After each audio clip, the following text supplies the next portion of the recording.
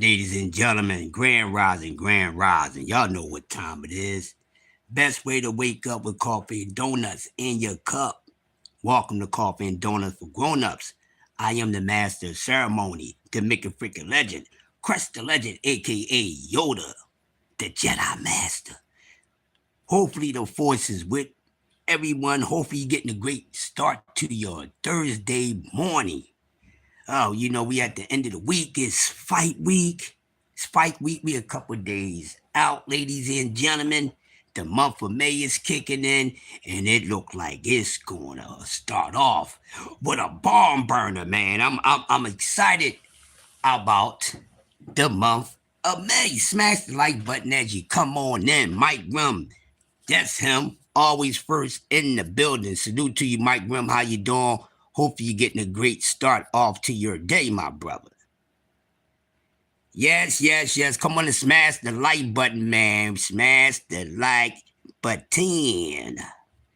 Yes, indeed. Smash the like button. Smash the like button. Let's get it cracking. Let's get it cracking, Mike Rum. Make sure I got the eye boogers out my eyes and all that stuff like I ask everyone else to do.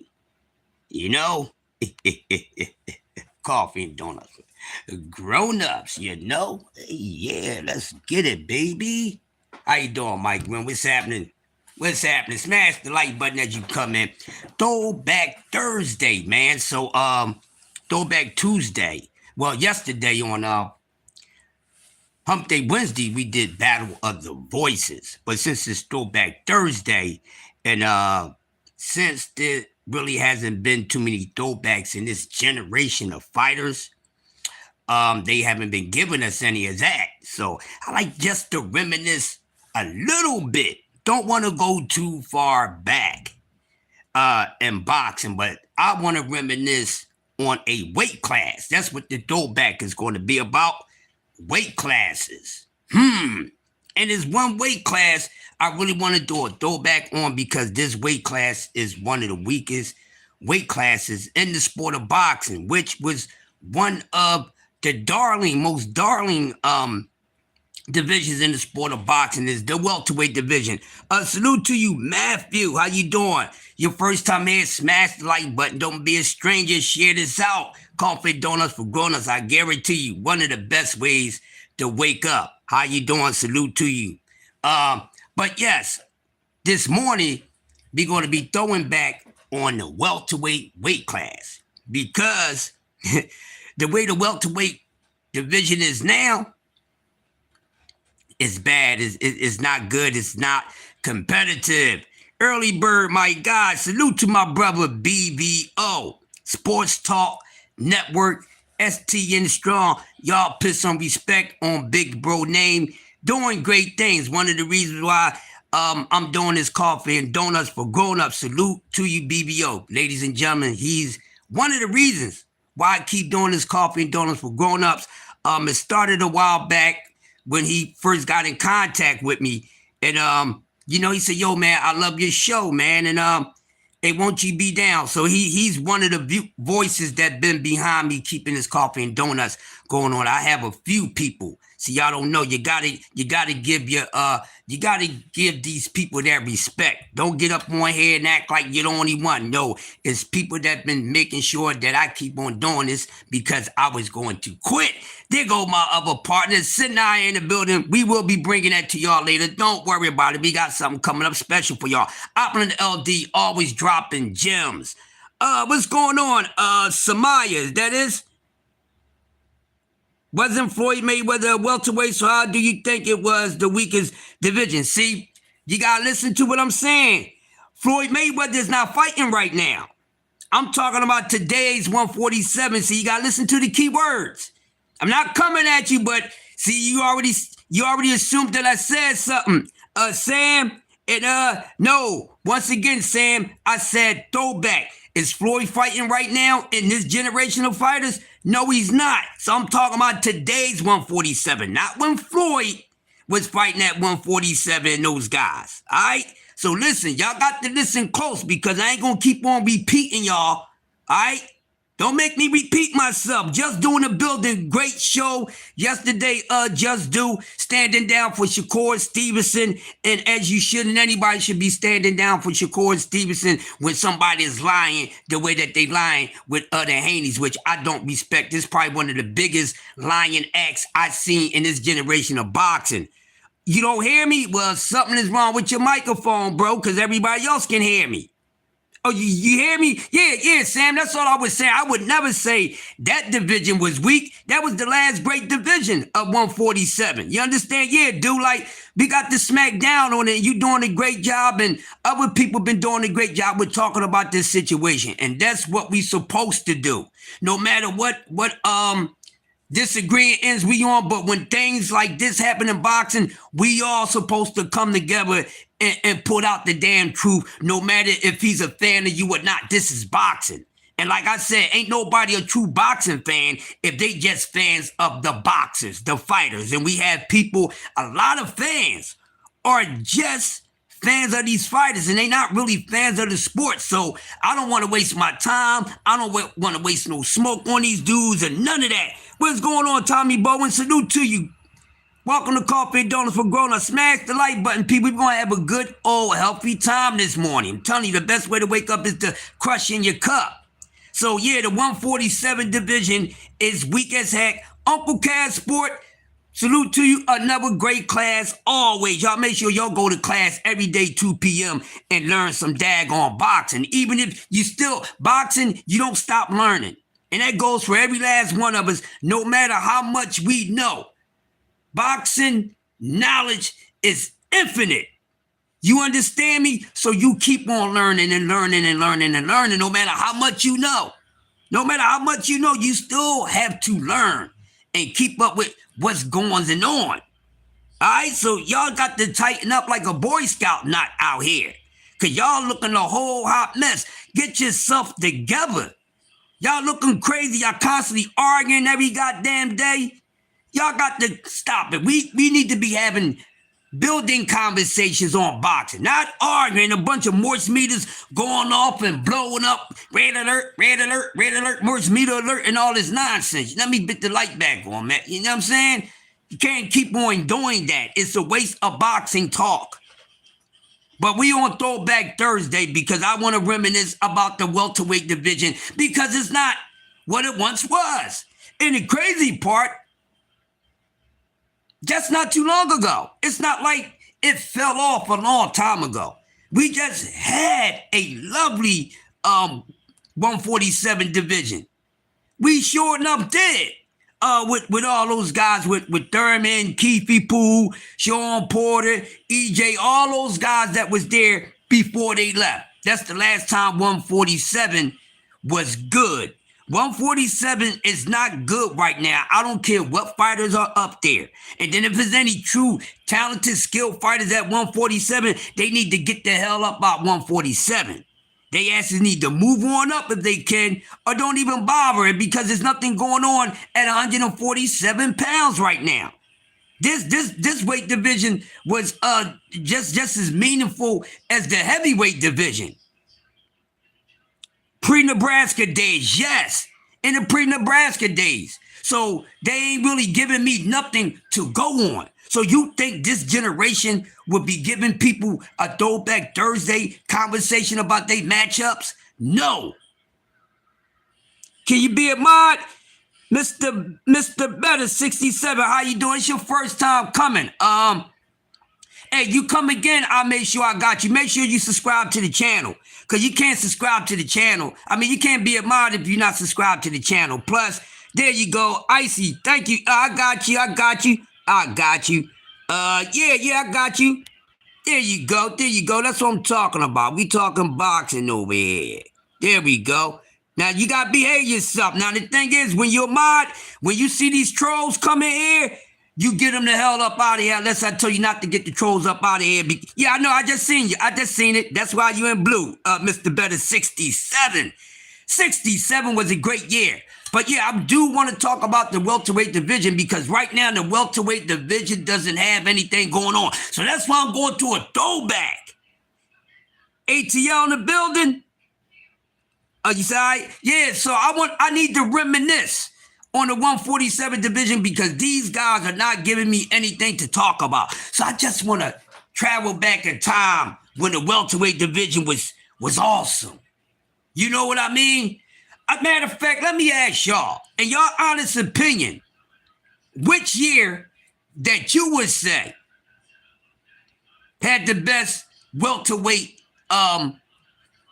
which year was the best year of the welterweights in your opinion? If you have a year, you know, some people go back and say, hey man, you know, I ain't messed with the welterweight since the 80s. You know, 85 was the year for me. 90 was the year for me when it come to welterweights. But in your honest opinion this morning, which year was the ish for you when it came to the welterweights? Because you already knew no matter what the matchup was at 147, you was going to get an entertaining fight between two warriors who want to get in there and test themselves. The 90s, 81, Uncle Cass said 81, Opna LD said the 90s. And let me tell you, just in that 9-year span, the welterweight division was loaded. That's right. That's right. Get them out of here if they come in with that nonsense. Thank you very much. Yes, 1981. Now, Uncle Cass said 1981. Yeah, no news, right? Don't be nude. That mean we ain't got no time, and don't be rude. We ain't got no time for that. I don't want to be smoking y'all cats this morning. That's what I got my minds for, to handle y'all asses, right? 1981.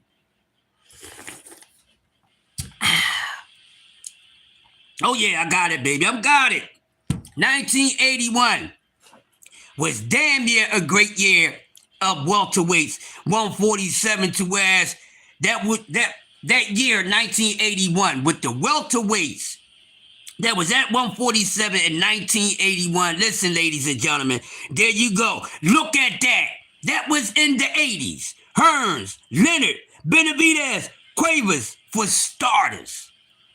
See, we could talk about the welterweight division just like that. That's just 1 year. And that's just for starters. Uncle Kaz is giving y'all an appetizer. Yeah. We call him Unc. Yeah, we not being rude to him. We call him Unc. Yeah, like an uncle. Yeah. Yeah, Mr. Better. Nobody means that in a bad way. Wouldn't say uncle, you know? You may have people that use that terms in bad ways. I get it, because you have people that would use that term in bad ways. Like we know, for instance, we gonna get right back to boxing, because I feel where you coming from. You know how when your mama is messing around with some damn body, you know, when your mom is messing around with somebody, you know, dad or whoever, boyfriend's supposed to be around, but you like, who this motherfucker? You call me Uncle so-and-so. I get where you coming from, but we not calling him Unc and that man. I get it, Mr. Better. Trust me, I get it. That's why my name Yoda. You think he should come back? Yeah, but listen, 1981, man, listen, 1981 was that year. You couldn't ask for a better roster of welterweights in that year. And see, this is around the time where, you know, the four kings was going at it with one another, and they was taking on all comers. This is when the four kings, this is around when the four kings was active, ladies and gentlemen. I see you people dropping off, but this ain't for you this morning. That's right. If you ain't here for this old good cook, get up on out of here. Oh, okay. Yeah, it's cool. It's good. You know what I mean? You know what I mean? It, like I said, you couldn't ask for a better fight, because, and you wasn't picky. No matter who was lacing up those gloves back in the year 81, you was going to have fun and being entertained, and that when on the edge of your seat watching these welterweights back in the year of 1981. I was 12 years old. And seeing these guys like Tommy and Leonard and running around kicking booty in every matchup in the welterweight division at 147 was like, no matter if it wasn't a belt on the line, but all these guys were so talented, full of courage and vigor. You know, every matchup they fought like their life was on the line and they was fighting for a damn belt. That's why you didn't have a problem with these guys getting in the ring with each other. But see, these guys are not giving us this in today's boxing, definitely in the welterweight division and throughout the whole entire boxing weight classes. This is just facts. So now we need the welterweight division to get back to what it was, because there's no reason why today's welterweight division should be nowhere. And it's so bad, it had dropped off. The welterweight division didn't drop so much since Crawford and EJ and them left that you would think it's like a damn near decade-year span, it seems like. Am I the only one feeling that way? Even though we know that it just happened like yesterday, like the welterweight division just changed just like that. Was any of us really noticing these things? Did anybody really point it out? No, they haven't. We never really even talked about it, but this is the position that the welterweight of today, the division is in. So we ain't got nothing to talk about. So then when we talk about welterweights, we got to go back. We got to go back to throwback fights. You understand what I'm saying? So they got a long way to go. And this is why I'm like, yo, y'all can worry about 147 all you want. 147 is bad right now, and nobody at 147 is making it competitive. But the so-called one of the best fighters of this generation is at 147.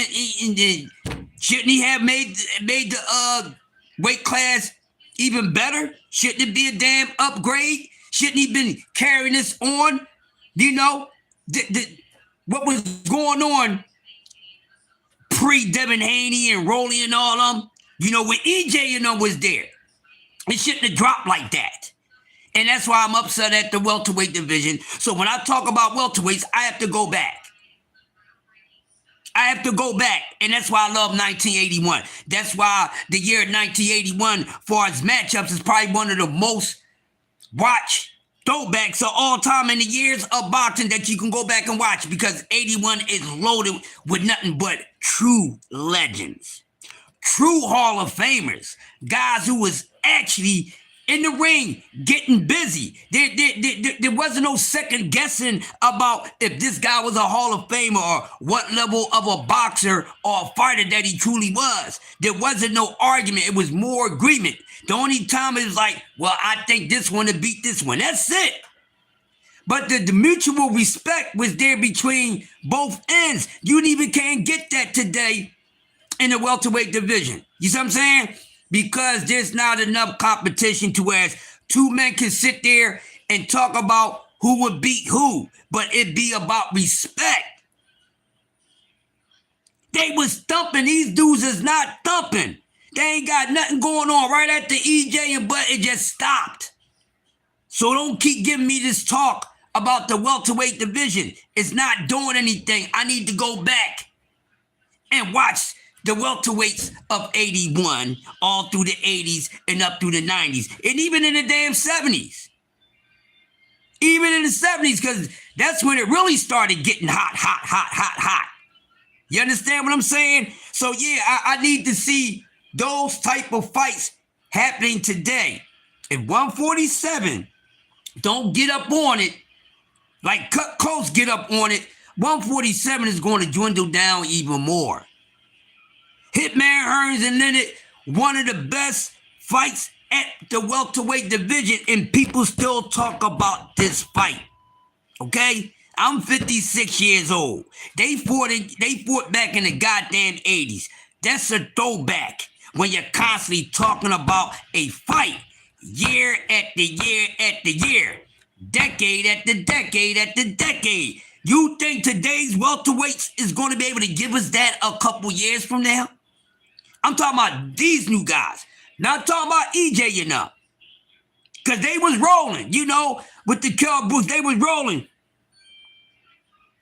Yeah, those late 70s ones was the ones too, man. I've been watching boxing since I was 5 years old.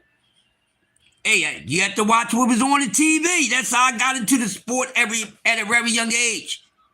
And you know, when you sit down and watch TV with the older folks, you better be paying attention.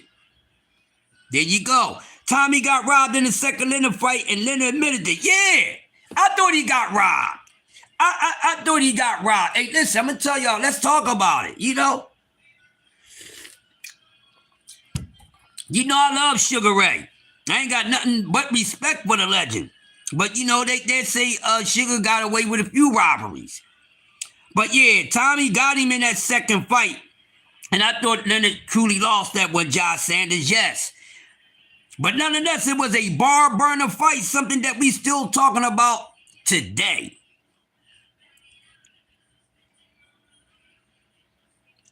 Two knockdowns, yes, on. And yeah, Sugar got put on his ass bag twice. But yo, you know the crazy part about that? Did everybody go crazy and start yelling robbery, robbery, robbery, this, that, and the other, even though we seen it?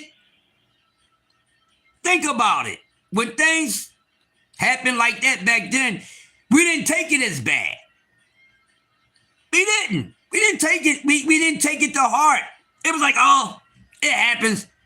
Most likely they're getting the ring again. That's why we didn't worry about it. Because these men fought each other a couple of times. Okay? Sometimes they met in other weight classes. We're not getting that today. Of course, we knew Sugar Ray had the machine behind him. And didn't even need the machine. How about that? Raylan had the machine behind him and he didn't need the machine. But I'm telling you, man, you could throw any welterweight fight out there from the 80s to the 90s. You say the damn matchup, nobody's going to be in a disagreement. Maybe on who they thought that was going to win the fight or lose the fight. But other than that, I'm telling you, the welterweight division needs to get back to what it used to be. What's going on? Good to see you again. How you doing this morning? Everybody say hello to Boozy Ali. Good to see you, Boozy Ali. How your morning going? Coffee and donuts for going. Smash the like button. Throwback Thursday, baby. We starting off with the welterweights. Now, there's some more of a throwback welterweight matchups that we can talk about. I'm glad you're doing good. I'm doing okay. I'm doing okay. We all doing okay. No matter what we got going on, we all doing okay. Yeah, oh man, yo, listen. What's up, Sunshine? How you doing? Y'all make sure y'all check out Sunshine Queen 42 tonight at 10 p.m. What's happening? She gonna have some deep ish to talk about. And I can't wait, Queen, because you told me I gave you something to cook on, so I can't wait to see how you cook that up, sis. Everybody know you's a chefy out there, so cook on. I see you tonight. Woo, wait. Yeah, baby. Body work in the building. Salute to my guy, Body Work. You don't get to catch me too much in the morning, but I appreciate you, Body Work. Hey, listen, y'all, let me tell y'all something. Y'all subscribe to Body Work. Body Work be doing a great show. You got to go check the brother out. He be cooking over there. Hey, go over there, give him a peek, man. Even if you don't stay the whole show. Go over there, show your appreciation. He really be cooking over there with AC, man. So shout out to Body Work and AC. Keep on doing what you're doing, Body Work.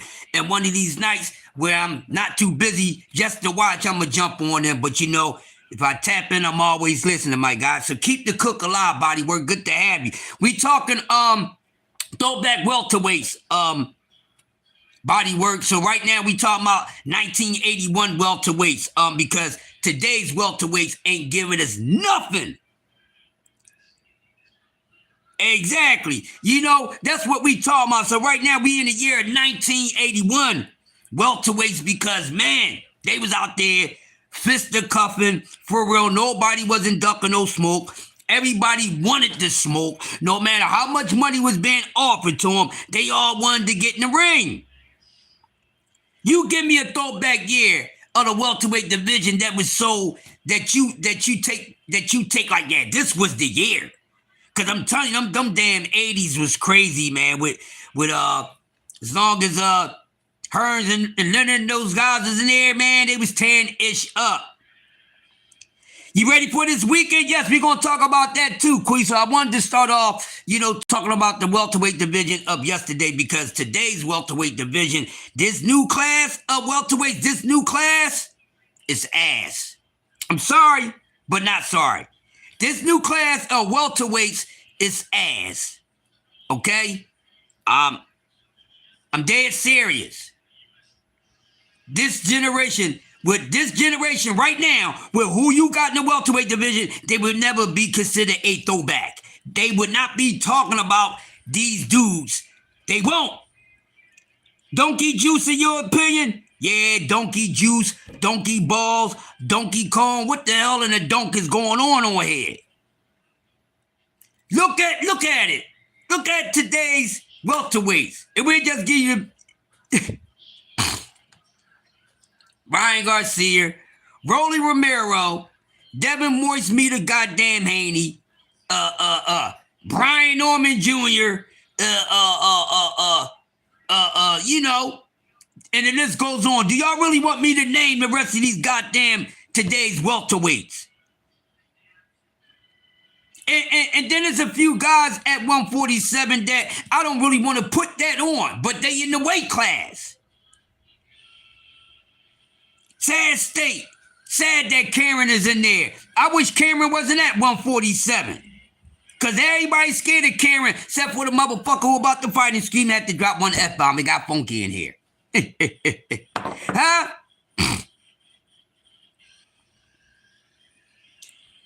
I don't think Keyshawn is big enough for 147, Josh.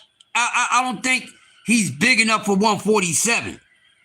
This dude only compete. See, this was wrong with today's boxers. We really don't know what they can do.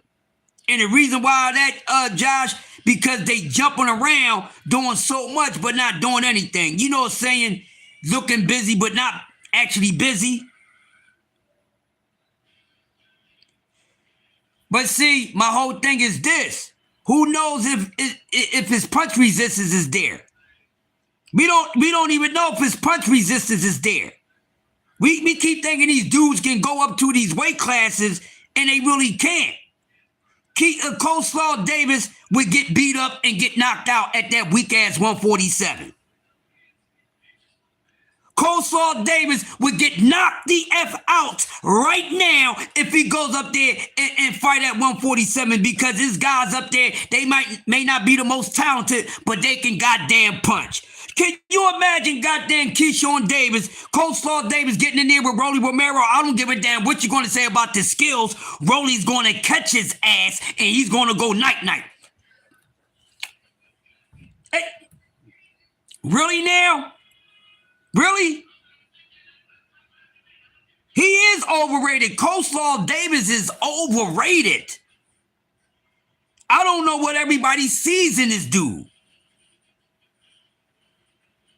I don't know what everybody sees in Coleslaw Davis, man. I don't think this dude is special like that at all.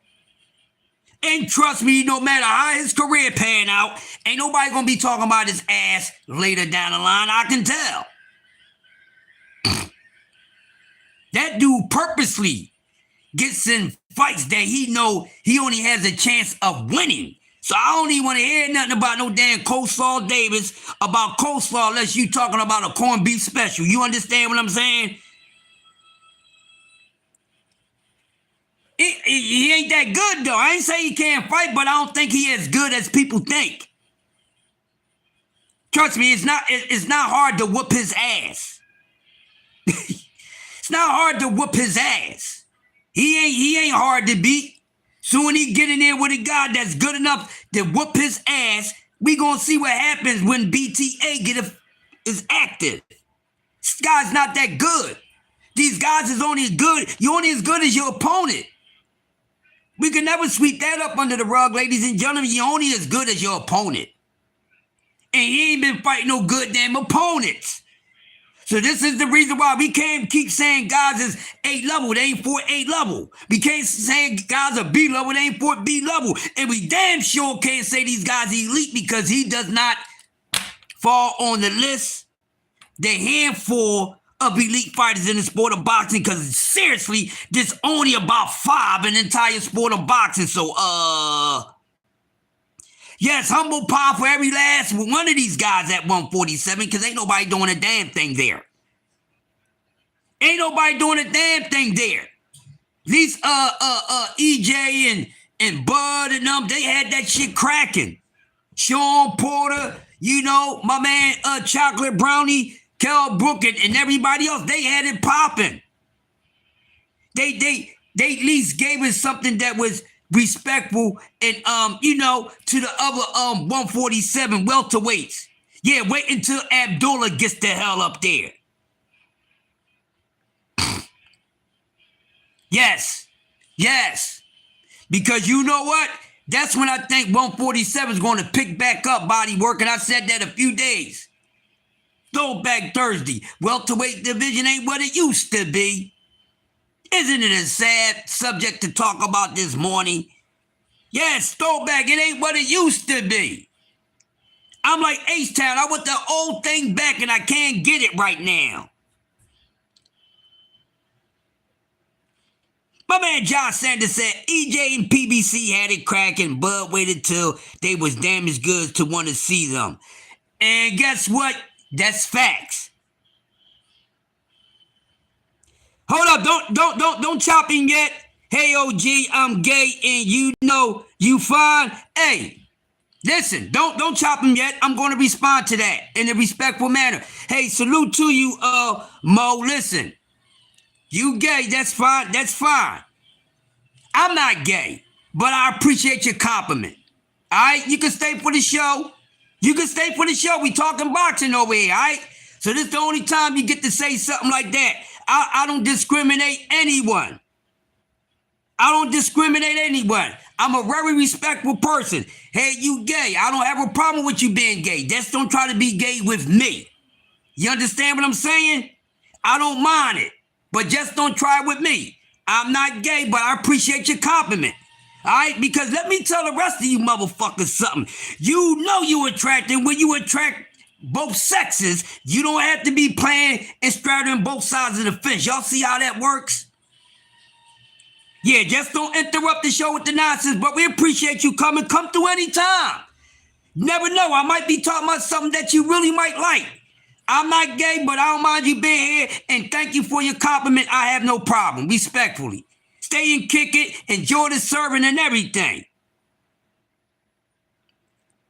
Like that one time in band camp, oh, goddamn sunshine, god damn it, sunshine. There she go. There she... Hey, man, hey, listen.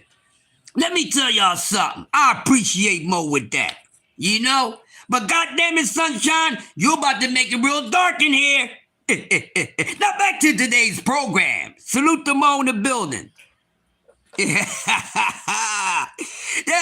Hey, I got him coming in this morning. Hey, E.T. Transgender, welcome to Coffee and Donuts for Grown-Ups. How you doing this morning? I see them coming over here. Listen, just like I just told Mo, I'm not down with what y'all get down with, but hey, y'all fine with me.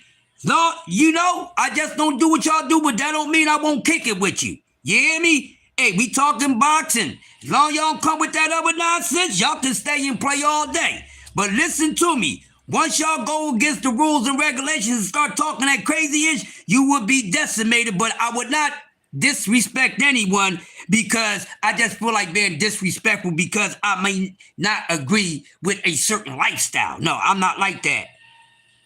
No, it's no problem. You can say hi. Hey, listen, I don't have a problem with that. I'm just explaining because someone before you came here, said they was gay, and they wanted to let me know that they find me attractive. So, you know, it is what it is. You know, so I don't have a problem with y'all.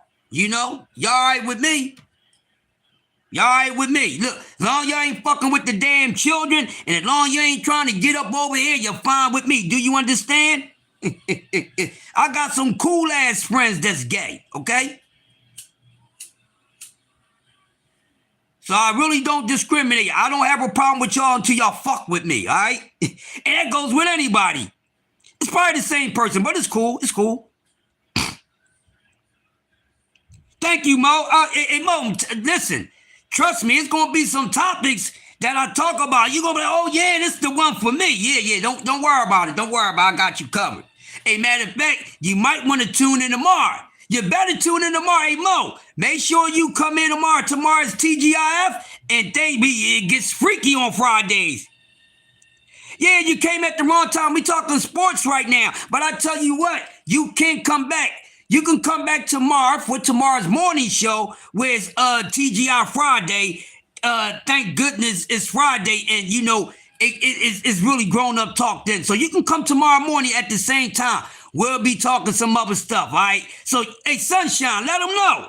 They came on the wrong day. They can come on Freaky Friday, which is tomorrow, because we all be feeling frisky. We done got through the work week. We probably couldn't get none, throughout the week because, everybody's working and everything, PMS might be on and all that other stuff. But come through tomorrow. Listen, y'all free to come here. Okay? Just be respectful. We don't mind that shit. But make sure y'all show up tomorrow. I guarantee you're going to have fun.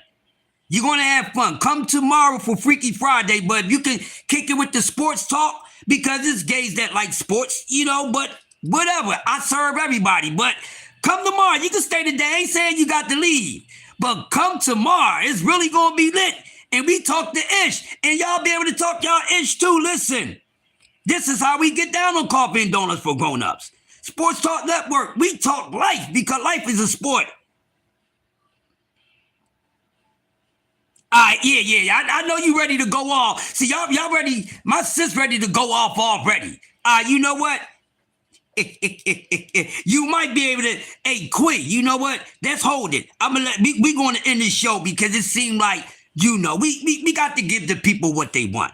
But they got to wait until the end of the show once we get the other topics out the way. And then we can just warm up, okay? We're going to end the show on TGIF Friday, and then we're going to continue this shit tomorrow morning. Everybody got it? Okay. Yeah, come back tomorrow. You can stay now. I'm not saying that you have to leave now, Mo. I'm just saying you can come back tomorrow. What was the topic on the live? Well, we talking boxing right now. We talking the welterweight division right now, all right? We talking about boxing. But like I said, tomorrow, we don't really talk boxing. We talk a little bit boxing, but we talk sex shit on Friday, okay? Okay, Mo and E.T. transgender. We talk really adult stuff on Fridays, all right? So we talk about, in between the sheets type of stuff and all that. You like Tank Davis? You think Lil Red's a little attractive dude? Hey, ain't nothing wrong with that. A lot of people like Lil Tank Davis. I like Tank Davis, just not the same man. You understand what I'm saying? Hey, Mo, listen. No, Mo, you can talk about who you find attractive, okay? We not saying that. No, you don't get to, saying some other stuff, all right? You don't mind boxing? Listen, hey, Op, this is what I do. Sunshine, this is what I do. They better learn. This is what you do. Listen. Y'all don't know, man. This is what I do. Imagine, listen, let me tell y'all something before we get back on topic. Imagine having to do this on a stage. I'm going to repeat myself. Imagine having to do this on stage. What do I think about Oscar De La Hoya? Hey, Oscar is a Hall of Famer. Oscar was a pound for pound fighter. I like Oscar. You know what I mean? Now, Oscar got some other stuff going on, Mo. We call him the Golden Spatula because Oscar like to put on fishnets and all that. There go my brother. My brother William, old school, one half of the Angry White Men / they like the average white band. They my bros right there. Y'all make sure y'all take them out. Yeah, hey, but you can learn something today, E. But like I said, tomorrow, come on and pop your shit tomorrow. You hear me? Talking about sex. So, just keep it. If you don't know the topic, you're going to learn a little bit. It's fine. I told you, we don't mind having y'all. You know what I mean? I don't discriminate no damn body. Come respect when, trust me, we always talk about something. I'm telling y'all going to love tomorrow. All right? But I want to stay on the topic right now because we ain't supposed to be talking about the sexy stuff, okay? But like I said, the welterweight division, man. And, these guys are not giving us nothing. And Bodywork made a great point. Wait till the young Abdullah Mason gets up to 147. And by the time Abdullah Mason get to 147, we should have some changes at 147 because some of these guys that's there now, they should be going by the time Abdullah Mason get up there. But if some of these dudes that's still at 147 right now, when Abdullah Mason get there, it's going to be a problem for their asses. Oh, man, I can't wait to the next class of welterweights, like Abdullah Mason and who else? Scooter Davis might wind up there, and there's a few other guys. You know what I mean? So I can't wait for the next class of welterweights, man, because I'm done with this class of welterweights. How you feel about Ike Corte? Oh, yeah, Throwback Thursday, baby. Ike Corte, the bazooka. Hey, yeah.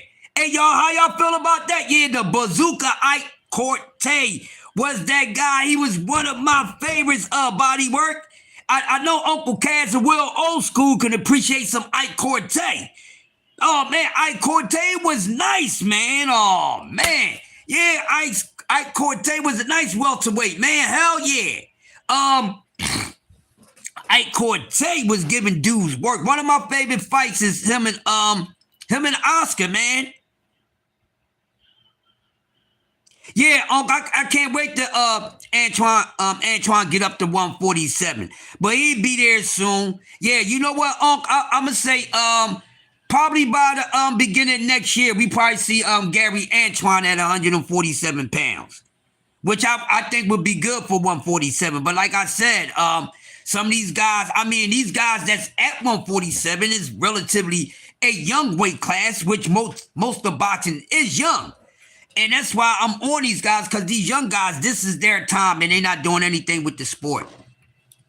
They're not doing anything with the sport as they should be doing, you know? But yeah, the welterweight division got to get it cracking because they're not doing anything, all right? They're not doing anything. Nobody's up there running 147. 147 is wide open right now.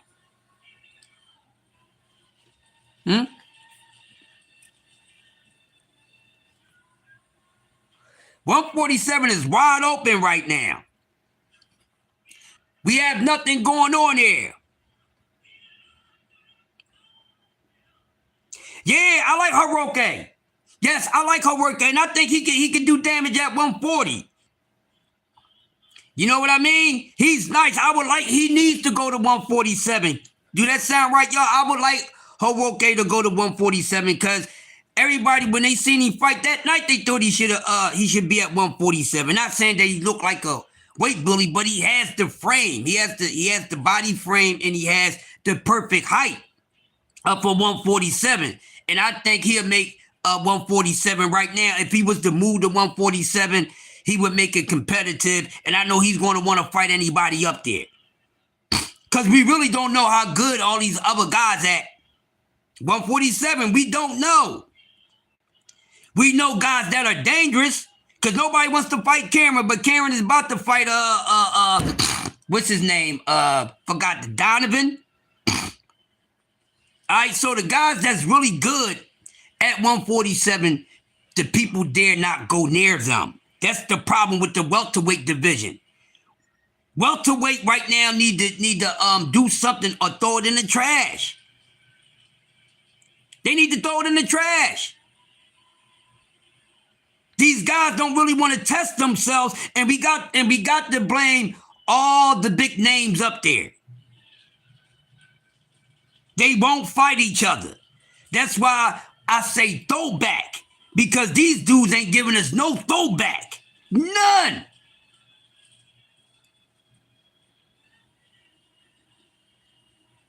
Yeah, hey, Quee, he nice, Quee. Quee, he nice. He nice, man.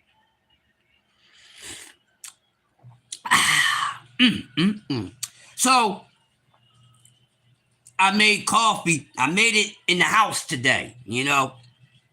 You know, what I'm sipping on, all right, well, it's not hazelnut today. Today is French vanilla. Y'all know normally my go-to is hazelnut. But when I went to get some creamer, they was all sold out of the hazelnut creamer where I went shopping at. So I grabbed some French vanilla. And then I threw some extra in there to make it taste like hazelnut. Y'all know I'm crazy. Coffee and donuts for grown-ups. Take a sip. Ooh, baby. Right on the money. Right on the money. But yeah, Queen, he nice. He's definitely nice. I think he would add odds to 147 because he definitely got eyes on him for what he did at 140 in his fight against Gary Antoine. You know what I mean? So these guys are not challenging themselves. And then the ones who's willing to challenge themselves can't get a challenge because guys don't want to challenge them. They just want to use their name for likes, for views, for clicks, for bait, for clout chasing, but they really don't want to get in the ring with these guys. We cannot keep supporting that.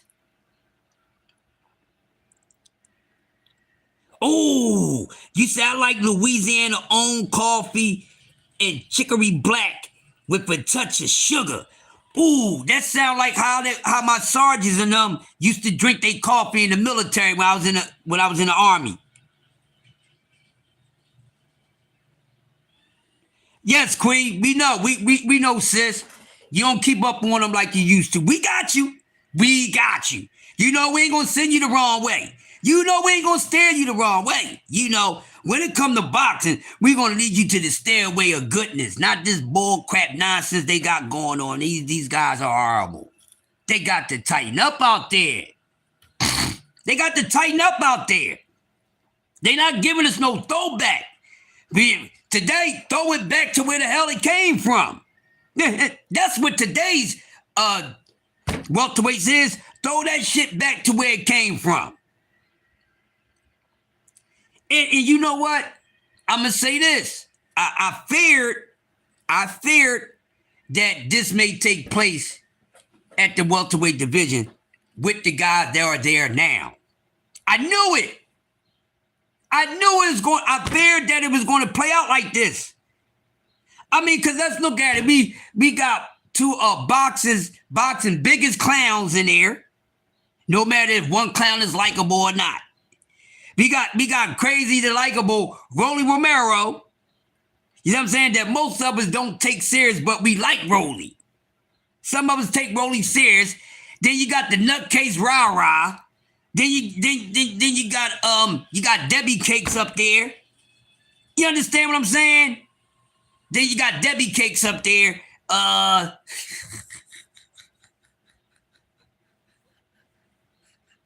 Wait a minute. So you have cupcakes up there. You have the Yellow Bus Special up there. And then you just got the schizophrenia motherfucker that be all over the goddamn place. Ain't no nuts at there. They got ovaries there. Everybody need to go get these boys a X-ray. These motherfuckers need an MRI, an X-ray, and all that. It's a mess right now. It is a total mess. Throw it back to where it came from. Throwback Thursday, respectfully. Y'all see how I be working my topics. Y'all see how I'm working the title here. You get it? Y'all got to know how to do this. Hey, body work. They got to know how to do this, homie. I told y'all. This is what I do. Way before the cameras, I used to stand on the stage and do this in front of hundreds and thousands. Easy work. Easy work. Hold on now. I ain't even act like them kind of dudes. Hey, sis. Yeah. They protecting their eggs. Don't let go my ego. I mean, what is wrong with them? They all in the protection agency up there. And the ones that really want the smoke are being ducked. Cameron will fight anybody at 147. The champions ain't even trying to give him a damn shot. Ain't that a bitch? Moist as hell. Ain't that a bitch, ladies and gentlemen? Throwback Thursday. We throwing this damn welterweight class back to where the hell it came from. Nowhere.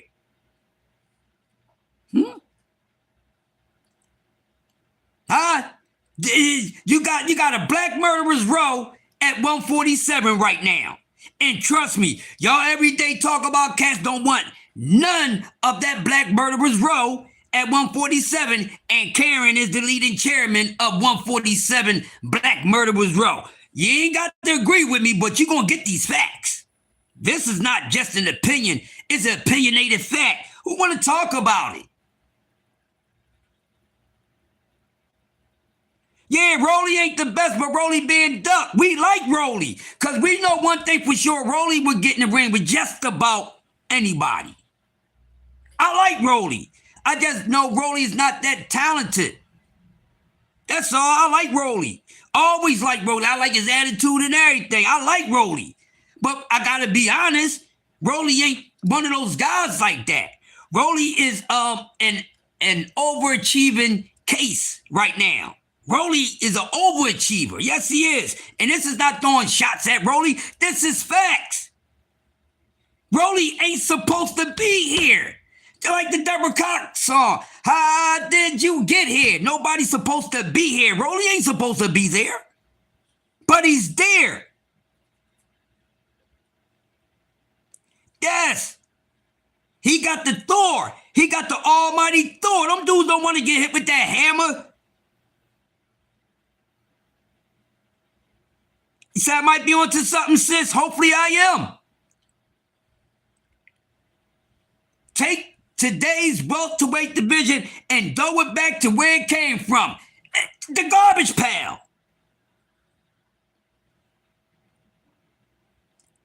And Rolly's a goddamn 2-division champ. He's an overachiever. So Rolly is more successful than these other guys. Yeah. Huh? Because Rolly wasn't supposed to do any of the things that he accomplished. Think about that. Rolly wasn't supposed to do any of the things that he accomplished.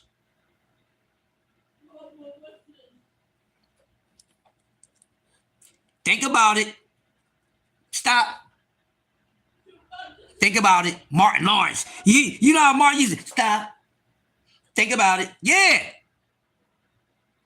But you keep telling me and trying to drill in my head and shove down my throat and into my digestive system about a goddamn dude that's lying his ass off, about a dude that's lost on Gilligan's Island, about a guy that don't got nowhere to go. But this dude was supposed to run 147 and Devin Haney, youngest undisputed champion of 4-belt era. Rolly overachieved that without being undisputed. Y'all better pay attention to what I'm saying to y'all. I'm spitting these bars. I'm dropping science. I'm dropping science, God damn it. Juice Crew All-Stars. Get up on it. Yes. That's what I'm saying, old school. That's what I'm saying. Dropping science on you clowns. Yeah, and Rolly has gotten better. We can't leave that out. Rolly has gotten better. And see, this is what I'm talking about. Let these guys, y'all heard me enough. I said, let these top guys or whoever these guys supposed to be, they keep effing around. They're going to mess around, get themselves in a position, or get themselves in a fight, and lose to someone they ain't supposed to lose to. And we just going off of eye test skill-wise. Rolly ain't supposed to, Devin's supposed to beat all these guys when we look at it from the skill aspect of it. Devin's supposed to beat all those guys. This was projected by him going up to 147. And, you know, I can agree because 147 is not deep in competition, so that's a fact, but it ain't a good fact. Yes, and ever since he been with Silas, Yeah, I mean, he getting that good sparring work with Morrell and Joseph Brown. Yeah, Joseph Brown, now one of the future too. Watch out for him. Guys is ducking the young Joseph Brown too. He's definitely learning. And some of these other guys can't get no better than what they are. What improvement you going to see in Devin Haney? Matter of fact, what improvement? When the last time you seen Devin Haney improve anything? Because I say Devin Haney been the same for years. I might be overlooking something.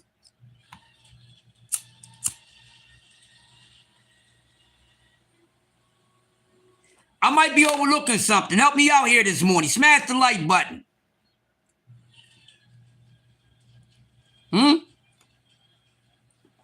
Smash the like button.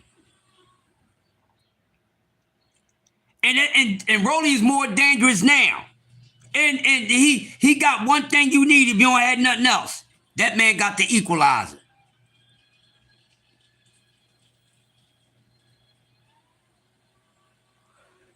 Let me ask y'all a question. Because I just asked y'all a question too. What improvement we seen on Devin Haney?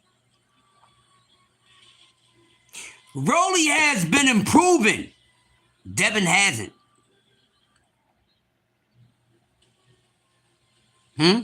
Should I go on?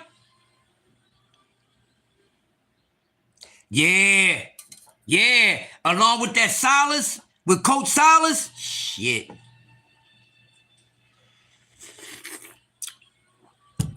Rolly, none. Dev ain't improved since he first became champion, since his first belt. He has not improved. I told y'all, a lot of these guys hit their ceiling early. We have seen no improvements in this guy. Oh, I forgot. He didn't need to improve. This guy can walk on water. You know, they was calling the Black Jesus of boxing and all that.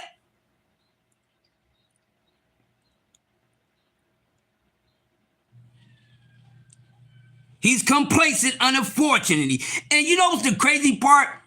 People still running around believing that shit that Devin Haney did. They still believe in it. I seen it all day yesterday. I'm like, what more proof do these idiots need? What more proof do these pickle pullers need? And they still saying, they think, Shakur's ducking dab. Didn't the man come out and tell y'all?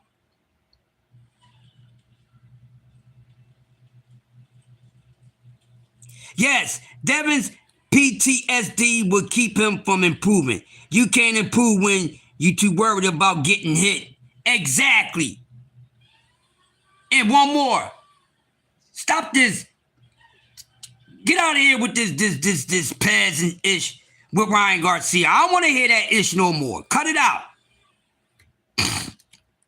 It's been proven too many times that shit was ineffective. Is not actually a damn PED. Get over it. Y'all Morse meter behinds. That's why the sport of boxing is in the place that is in because of y'all. You Morse meter ass fans, you clickbaiting ass, hoe ass goddamn content creators, and you know nothing about boxing ass goddamn fans. They don't know nothing about boxing because they fan of the boxers and not boxing. That's why they don't know ish about boxing.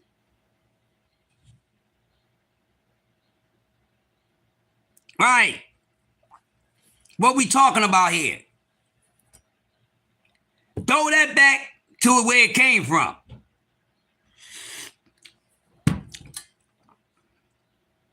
Yeah. They be talking nonsense. I tell y'all what real quick, right?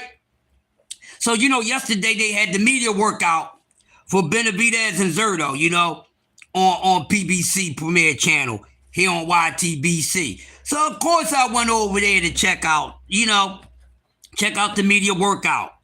You know, and you know how people is in the chat, right? So people in the chat was talking nonsense. I was minding my own business. And y'all know what I did. I went up there. They turned me up over there on that PBC chat. And I crushed the legend they asses over there. Yeah, I listen to the same folks. And they don't fight enough to improve. Great point, Will Old School. Because even as a professional, you're still learning. Even as a professional, you're still learning. Yeah, you know I did. Oh yeah, Tommy Hill was there. Tommy ain't Hill right now. Yo, Tommy Hill seen it. I was smoke. Yo, listen, y'all. I represented us. I represented the right minds of boxing. And you know, over there, when you know they can be crazy over there. Man, I smacked their asses around. They left me the fuck alone. I kept on telling them every time they said some bull crap. Boo, easy work. Y'all easy work. Y'all easy work. Get out of here. And they left me the hell alone. Tommy Hill said I murdered their asses. I don't play that ish. Burt Ryan took improved stamina. And he was gassing by the end, so that drug didn't add him to the fight. Devin just got beat. Thank you, Unc. Ryan Garcia wasn't even in his best shape. That wasn't even Ryan Garcia's best performance. That's why they so butthurt and moist-meated about it, because they know for a fact. Why y'all think Devin Haney takes it so damn bad? Because he knows. That really comes to show how good he really is if Ryan Garcia wasn't at his goddamn best. It was able to do that to one of the best top dudes in the sport without being at their best. What do that mean? I ain't making this up. Throwback Thursday, throw Devin Haney and that bullshit back in the trash. Throw all that weak-ish back to where it came from. Click your heels and 3 times and this shit should disappear. Throwback Thursday, we throwing it back to where the fuck it came from. Foot on their neck, both of them. I got feet on their neck. I'm doing the goddamn James Brown, the mashed potato on their neck. You understand me? Well, I'm old school. I'm doing the mashed potato on their neck. Uncle Cass, the mashed potato on their neck. You know, Super Lover scene, Casanova Run, do the James Brown. I'm doing the James Brown on their neck, Quee. Body work, I'm doing the James Brown. Do the James Brown on their damn neck. That's all it was a weight loss supplement. Don't add nothing on to nothing.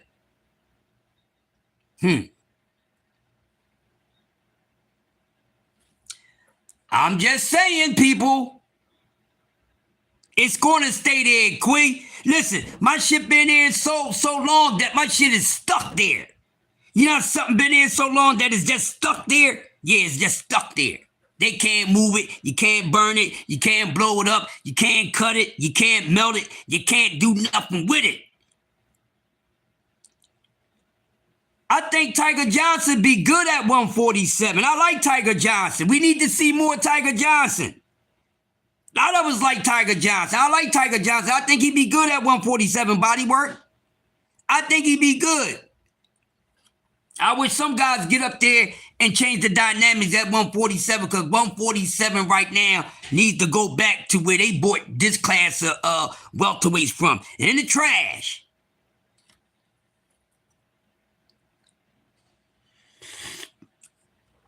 Need to throw it back in the trash, Wilm Old School. Yes, we're going to keep doing it. That's why I love the angry white men. That's why I love Cam J Network. That's why I mess with Dean. That's why I F with Jab Queen, 2 Cents, and the rest of the everyday usual suspects. Just to name a few. You know the rest of the crew. We have to. We have to. We all be in the same places damn near all the damn time. Great minds think alike. Yes, Scooter Davis is coming. Yes, Old School. Yes, I can't wait till this class of welterweights is finito. Hurry up and get this class of welterweights out of here. Hurry up and get this class of welterweights to make it frick out of here, man. I can't take it no more. Shark season.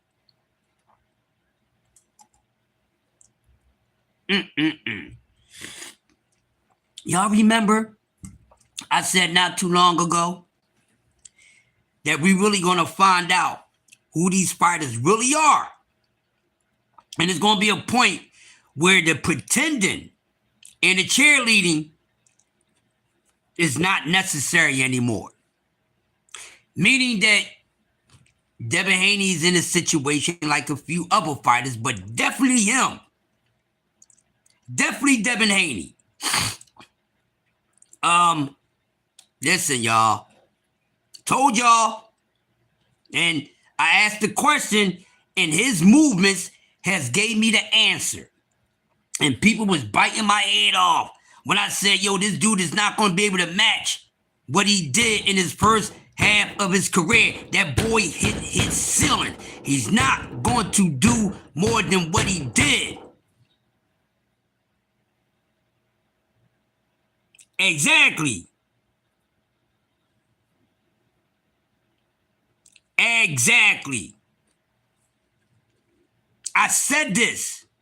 People was da da da da da da. Yes, but when Scooter and Abdullah get the 147, shit. When Abdullah goes to 140, they coming. They coming. We're on old school. They coming. And I want, they father, hey man, keep it, no matter how successful you get, keep it the way that you have it right now. Because this is the only way you're going to be dominant in this sport and you're going to get the proper respect during your career and once Abdullah Mason's career is over. Same thing with Scooter Davis. Them guys want it. They really want it. Don't stop them from getting it. Just keep on getting them ready for it. Keeping them ready for it so when the moment comes, they don't have to get ready because they already ready for war.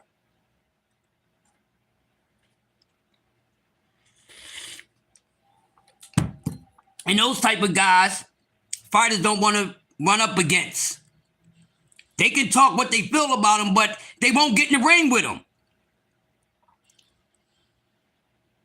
I don't care what's the outcome between Coleslaw Davis and Wu Albright.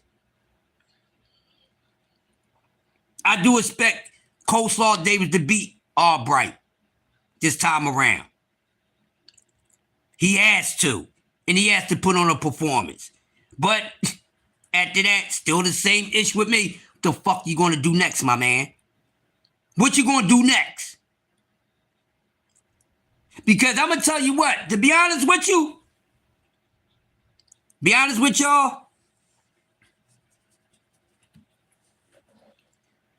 fighting Wu Albright is a cherry pick and a duck at the same time. How y'all feel about that? It's a cherry pick and a duck. It's a avoiding something move. Because why Keyshawn Davis didn't pick to fight somebody else at 140?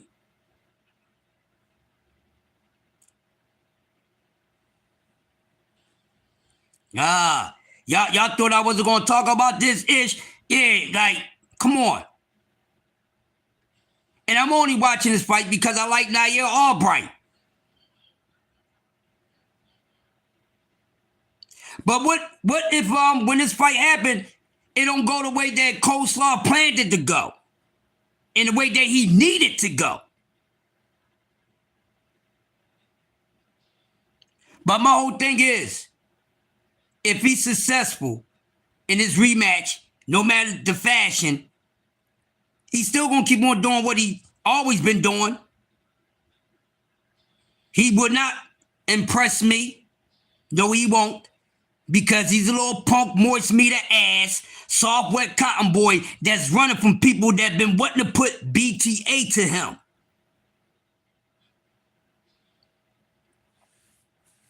You're only fighting Wu because of personal ish, because Wu fucked him and his brother's heads up. You know how when you a kid and your brother was fighting somebody, and why y'all ain't jump him? But then this person fight you and all your siblings, and he give all y'all that work. I am giving him a shot. But I think I'm going off for the reason why my prediction is my prediction on really, y'all, is because who wants it more? Who's more hungry? That's the only reason why I'm picking Coleslaw Davis. Because if Coleslaw Davis loses to Albright, it's over for him.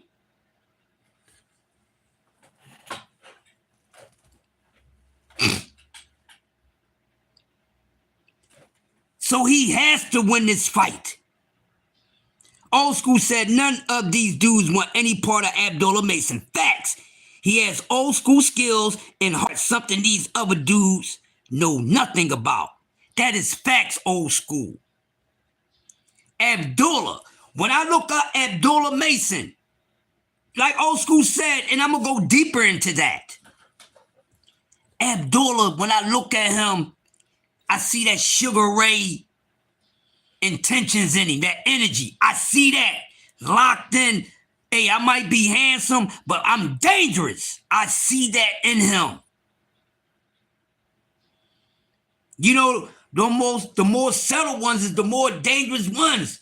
You got to pay attention to their stare. You got to pay attention to how they talk. You got to pay attention to their smile. That man moves like a silent professional hitman / goddamn killer. Calm, cool, collected. Don't say much, but means what he says. And anytime some motherfucker keep on telling you, hey, I don't do a whole lot of talking. I don't like to talk a lot. I like to talk with my hands. You better be paying attention.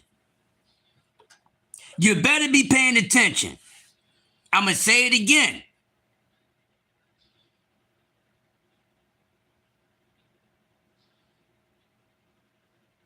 Coleslaw know Tito would stop him. That's one of the guys that Coleslaw been running from. But see, y'all want to keep talking about, oh, he jumping up in this guy's face. He done jumped up in that person's face. Y'all keep talking about everybody's face he jumped up in, but this man never jumped in Tito Mercado's face. That y'all know Tito Mercado was one of the first fighters talking about this dude ain't built like that. Tito Mercado, Tiger Johnson both said, yo, he good, but he ain't like that. Y'all gonna find out he can't take a punch. And not one time did this man ever came out and said anything about Tito Mercado, nor did he say anything about Tiger Johnson. But y'all keep talking about Coleslaw Davis, jumping up in this person's face, jumping up in that person's face, jumping up in this person's face. He talking about going up the weight classes and fighting this person. He talking about fighting that person. Talk about the motherfucking men who've been talking about him since his existence. Y'all not talking about that. That's why I do not like y'all. That's why I cannot mess with you casual, Morris meter, pickle pulling, goddamn accolade licking ass dudes. That's why I cannot mess with y'all. Y'all are fan of fighters and not of the sport. I will cook your ass every day. Y'all keep talking about, oh, he ran up in Frank Martin's face. He was talking to Randall looking ass goddamn Hitchens. I thought he had Abdullah motherfucking shook. Get out of here. Huh? We know about Tito Mercado for a minute.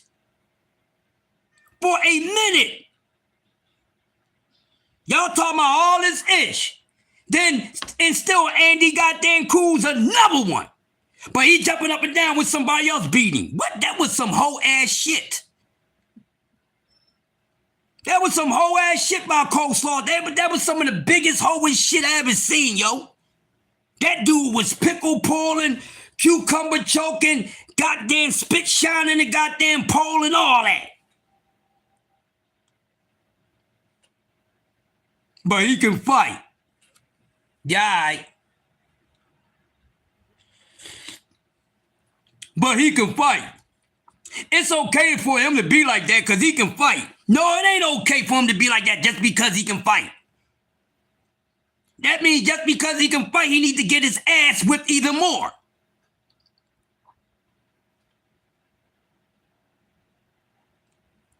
Stop talking about who the hell he been running down on.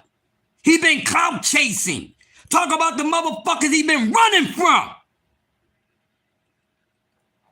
Andy Cruz, Tito Mercado, Tiger Johnson. Andy Cruz calling him his goddamn son. He's saying that's that boy's daddy. That boy ain't never do that. Jump up there, yeah, look at, yeah. He should have just went and gave what's the name a damn blowjob. Shit, the way he was acting, he should have turned to superhead and gave goddamn Maritala a goddamn blowjob. The way Keyshawn Davis was jumping up and down on Maritala pogo stick, he might have gave him a superhead.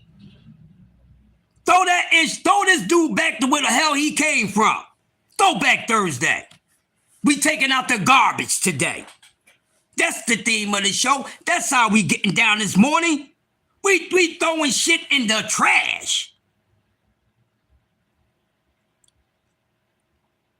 I'm not paying attention to the person that you keep hollering at. I'm watching the motherfucker you keep avoiding. Ain't no damn, he always come around this joint setting shit off. Yeah, he always on this set setting shit off. All right, but when he around, that other way, that motherfucker don't even go through there. That nigga fly through there. I don't want to hear about what the hell he doing around here. Y'all know how it is when you in the neighborhood, you coming up as a damn kid, and you got a half-ass, fake-ass bully. You know what I mean? You got a fake-ass bully on his block. He all this and all that, but then when you go a couple blocks around the corner to that basketball court or that playground, he ain't got that same energy for everybody else. Get up on out of here. Yeah, and he was being friendly to him and all that. Give me no crap about this. Y'all impressed by this damn dude. I don't give a damn. I'm paying attention to your energy. I don't give a damn what your skill set's supposed to be. I don't care what your skill set's supposed to be. You on some goofy ass, scary ass energy, fuck your skill set. That means you don't have much confidence in your skill set or the way you use your damn tools. You ain't fooling me. You fooling your damn self. And all you idiots out there that keep falling for this, you're fooling yourselves along with that idiot fooling their goddamn self because you ain't fooling me. That's one thing for sure. You ain't fooling me. May the force be with you. D3, may the force be with you. Throwback Thursday. Throw that ish in the trash, yo. So I don't care about who he. I mean, this dude not one time has rolled up, pulled up on any of these dudes that been on his top.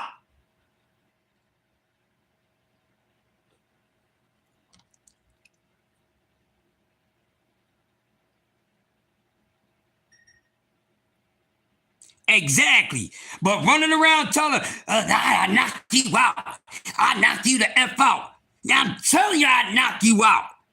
He telling everybody else he put belt that ass, but he ain't never say nothing about putting belt to his daddy's ass.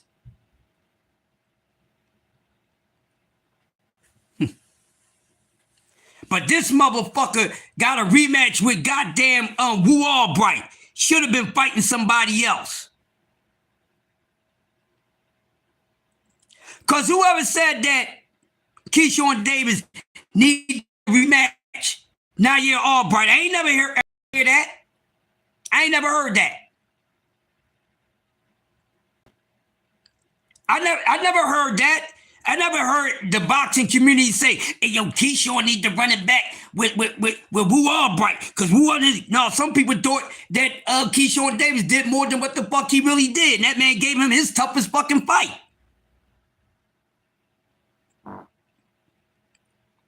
Huh? What? Y'all hear me? Huh? A guy with more courage and will than skill set gave him his hardest damn fight. But this dude's supposed to be on a certain level. Y'all think about that for a second before you open your mouth.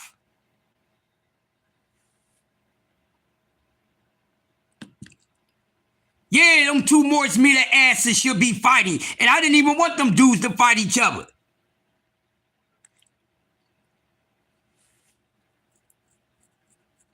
These guys are in the way. Throw their asses back to where they came from.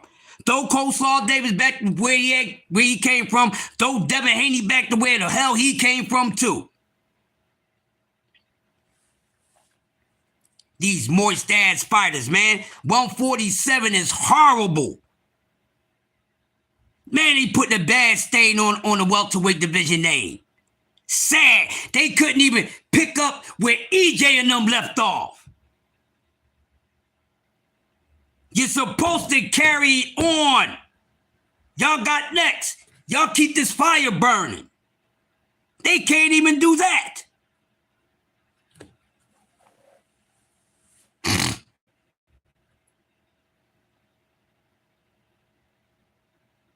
They can't even do that.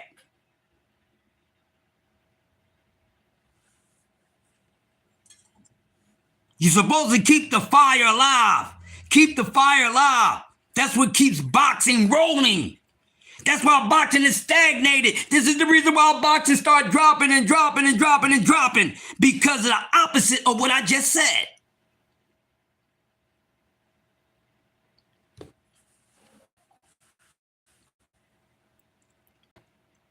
Throwback Thursday, we throwing this shit in the trash.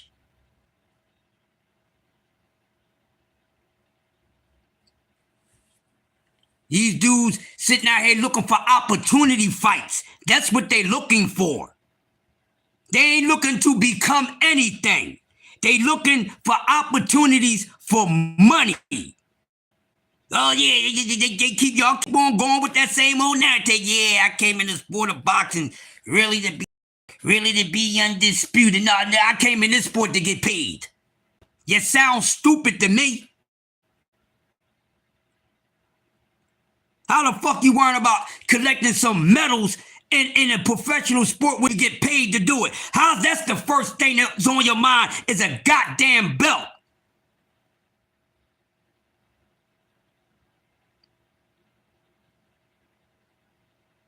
That's secondary. I'm here to get paid first.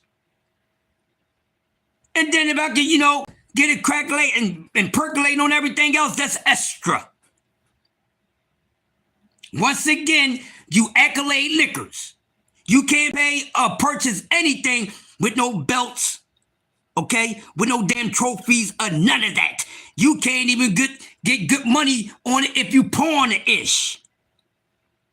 So y'all keep on. Y'all keep on talking about this accolade crap.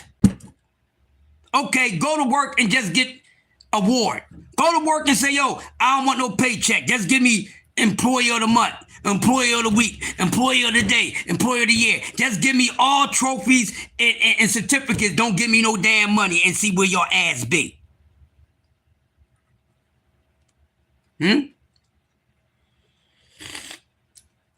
Throwback Thursday, throw that trash talk in the trash. Exactly. What's going on, Tap Bam? No one is humble anymore, and a lot of these guys need to be humble. You are correct about that. Thanks for coming through. Don't be a stranger. Subscribe to the channel. Sport Talk Network, Coffee and Donuts for Grown-Ups. You are so correct. Nobody is humble anymore, except for a few guys. But talking about these main dudes that I've been talking about all morning, y'all, these dudes are too arrogant for me. They're not humble. The humble ones is the ones who is the quiet assassins And they gonna be the ones that really get these guys out the damn way. And they too overconfident because they act like they did so much. When they ain't really fully challenged them damn selves. These guys not even stand in a weight class and contending and competing in a weight class. These young ass motherfuckers compete in one weight class, and then after that, oh, a fight or two here in this weight class, or a fight or two in that weight class, or a fight or two in this weight class. These motherfuckers is too young to be moving like that. And y'all want to be out here giving these guys all these damn all this credit and all that for moving like that?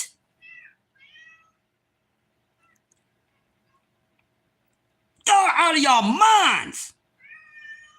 Hold on, y'all.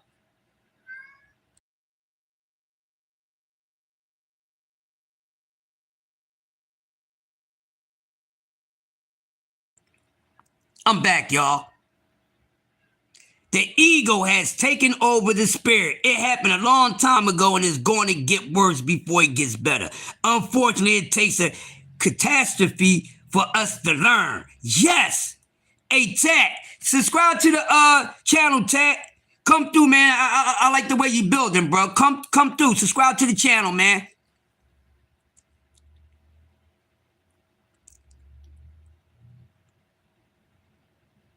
Salute to Tat Bam IC20. Great point, Tat. I like that. That's the daggone problem. And it's going to get worse. Look at these jokers in here.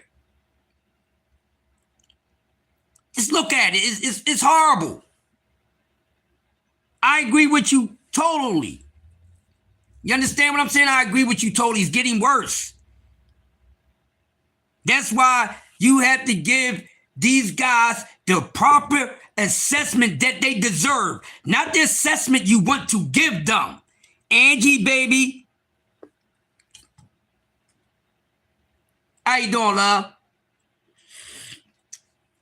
You have to give these guys the assessment that they truly deserve, not the assessment you want to give them. Because you're lying to yourself and you're lying to them. It's not good for the sport. It's not good for the sport. It don't help these damn fighters. When they even out there lying and capping for themselves and then y'all out here supporting it. That's what makes it bad for the sport. That's why these guys that y'all do all this for don't want to compete.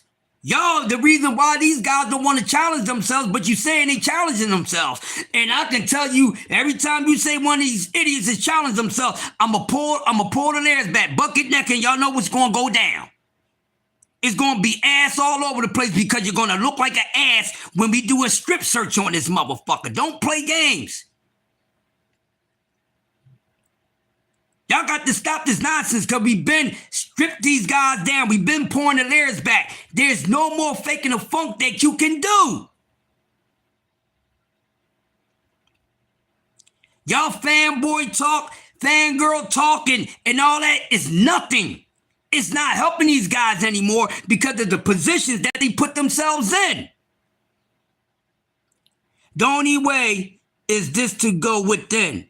We need to find ourselves, the self, the awareness behind the thinking mind. We need to understand that the war is not with outside agencies.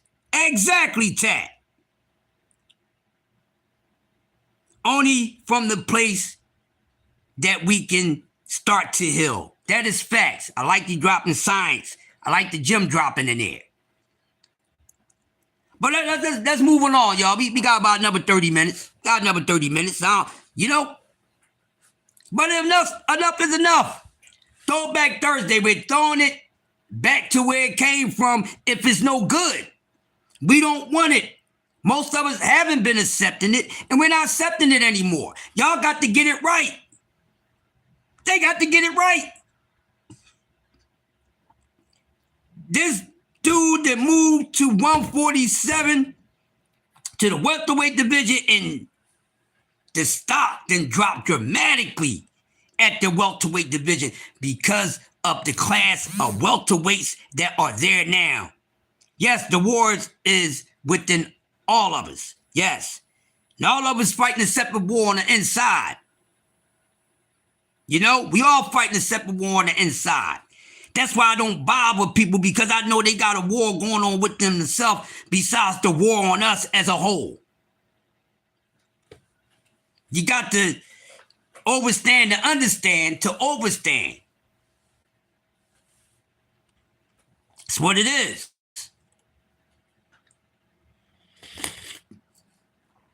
Thank you, Unc. But look, so I want to talk about something. So I was checking out the media workout with David Benavidez and Zerto. I'm gonna tell you something, y'all. David Benavidez look good. David Benavidez look good, y'all. He looks good. Now, both of these guys look good, you know, and we know Zerto, he's been there for a minute. David looks good. He looks good, man. The more and more, the closer this fight gets, the more or less competitive it's starting to look to me. The less competitive it's starting to look to me. Yes. Yeah, that's the problem. And then we project it onto the outside world. Yes. That is facts, Tat. Hey, Tat, where you from, Tat? Let us know where you from, Tat. Let us know where you from. That's what's going on. That's exactly what's going on, people, all right? That's the case that's going on right now in the welterweight division, mainly the welterweight division. It has dropped. But you talking about these fighters that's in this weight class is this, and he's that, and he's that, and he's this. But since they've been in the weight class, the stock has went down in the weight class. 147, he's a damn hero right now. Somebody need to save 147. Agree or disagree? 6 if you disagree, 7 if you do agree. It's already time to just delete this group of welterweights and start this issue all over again.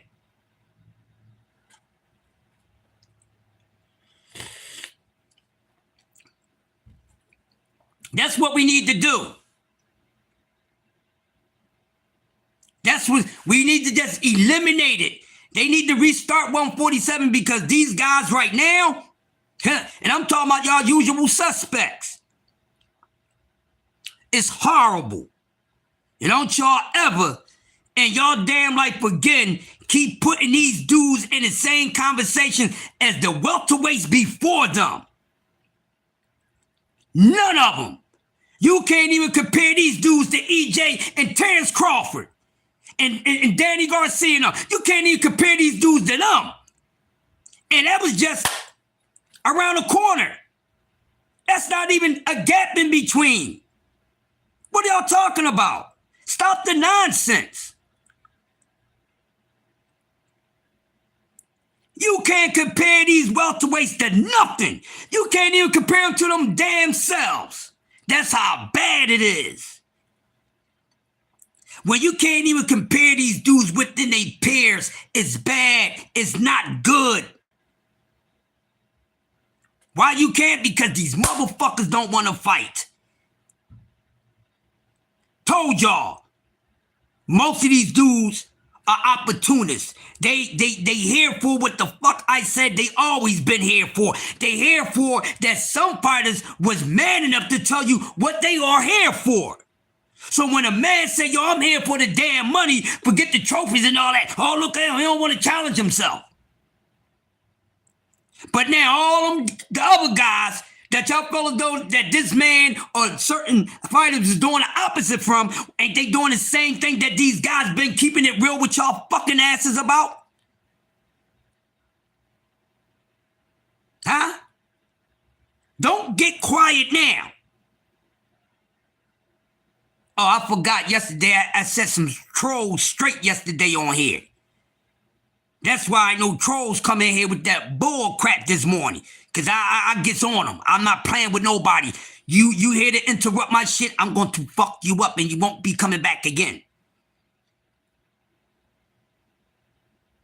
Yes, 147 has become one of the weakest divisions in boxing and a laughing stock, which is disgraceful. So don't be talking about these top dudes at 147. They fucking the goddamn weight class up. Damn, Karen. It's a shame that Karen got to be in this goddamn class of welterweights. I feel sorry for Karen. I feel sorry for Karen. Hey, Karen, get the fuck up out of 147, Karen. Karen, get up out of 147. There's too many chumps in there, Karen. Yeah, you ain't had nobody. You ain't had a goddamn opponent since goddamn Jerron Ennis, and then they come up with goddamn Donovan. But all these other dudes, y'all Lord and Savior and all this nonsense. Y'all keep saying that a certain fighter ain't so damn good, but when that fighter get in there with a certain fighter, ain't you supposed to say, I can do it better than you? I can do it better than you. He can do it better than him. Well, why ain't nobody try to go and chase behind his opponents? They chumps. I'm gonna tell y'all something. I don't give a damn about no American champion being the champion at 147. I don't give a damn. Because we ain't got a true champion at 147 to get behind. This is facts and this is how I feel. For all I care, all the UK guys can take over 147. Goddamn American champions ain't doing shit. This dude is messing up the damn weight class. What the hell he's there for? No Ryan rematch. No fighting Rolly. What is he there for?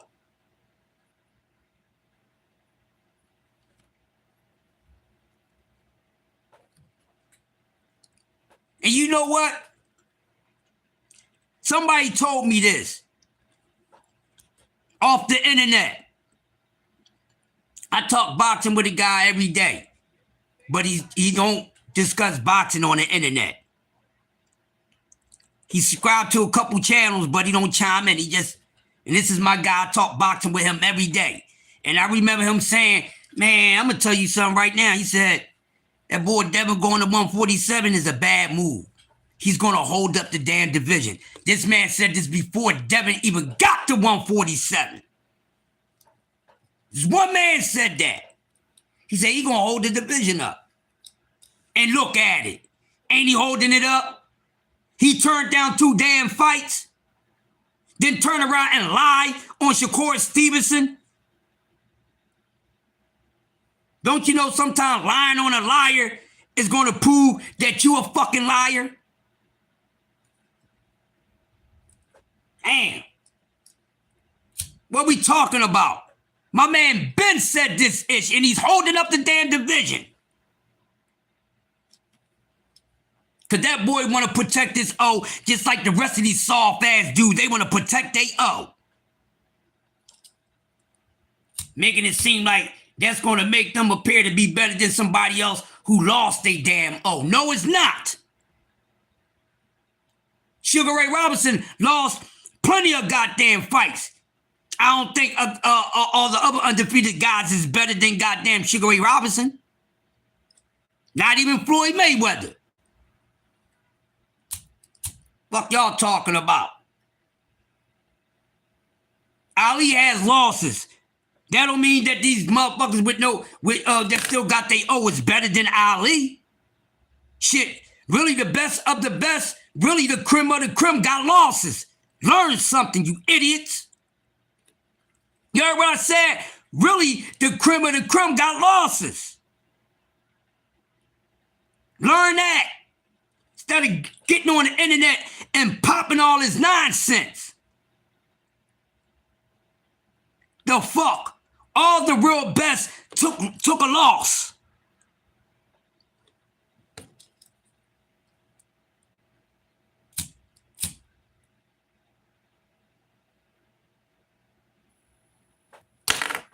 Tired of playing with y'all.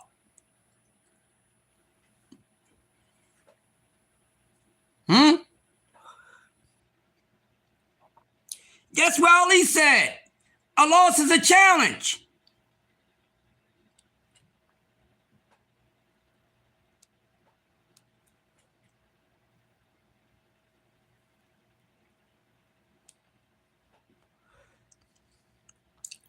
But what about Floyd Mayweather? Listen,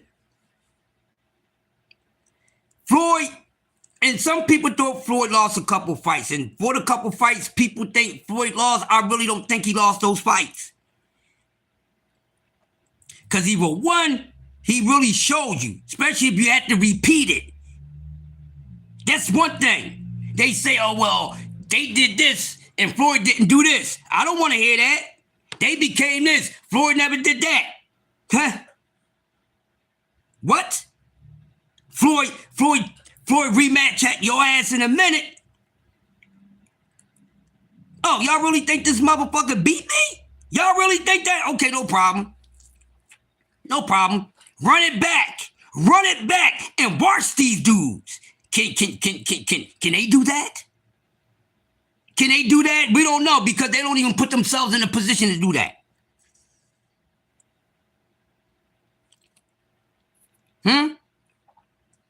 Huh? Devin Haney only had one fucking rematch in his entire career. Are you serious? One rematch. Y'all want to play with me? One goddamn rematch. And that was against who? Camboso. But it was in a rematch clause. So the fuck what? Easy pickings.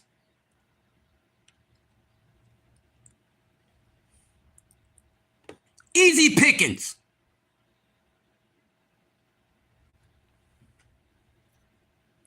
If any goddamn one fight he should have ran back was the Loma fight. If it's a fight that he should have ran back besides outside of goddamn Ryan, should have ran that goddamn Loma fight the fuck back. But you know, Loma turned professional at quite a high age. And Loma still looked good for the age that he was at. From what the world was saying, Dad was supposed to watch Lomachenko.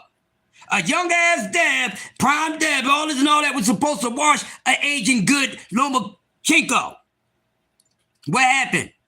People thought that Devin Haney lost that fight in quite good amount.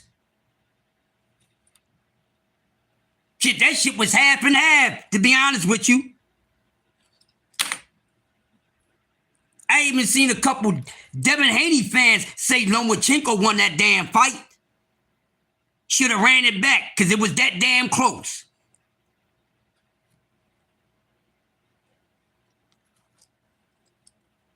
Hell y'all talking about? One goddamn rematch. You know, he been watching everybody else. Yeah.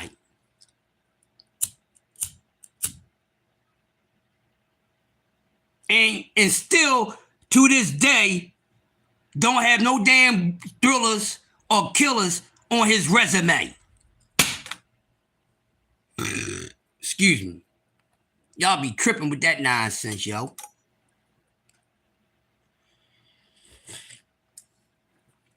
Y'all be tripping with that nonsense. Capping. in the trash and brought down the goddamn property value. They didn't brought down the value at the welterweight division. The value has dropped.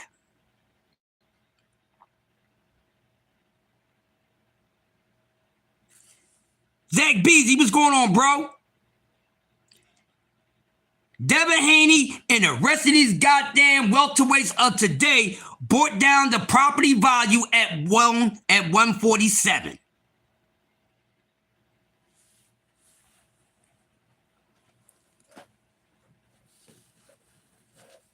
Weakest goddamn division right now out of all the goddamn divisions, and nobody can't even run that soft ass goddamn weight class.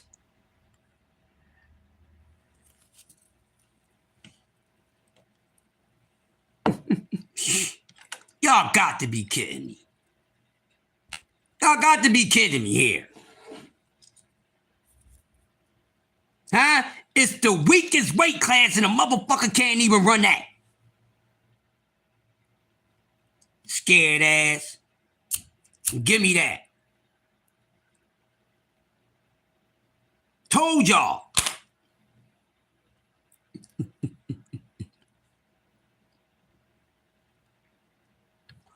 That's exactly why these fighters would never be like Floyd, because Floyd would have had an immediate rematch with Lomas. Sure enough, would have.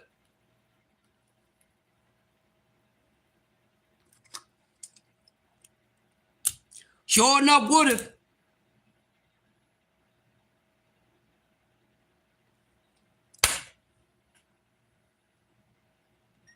And don't want to rematch Ryan.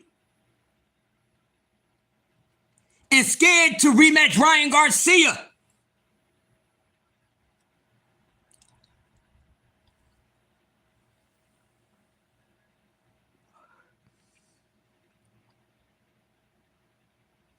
Yes. And the whole thing is, one thing I love and respect about Rolly, y'all, man. Rolly is an overachiever. So Rolly achieved more in boxing than Devin Haney.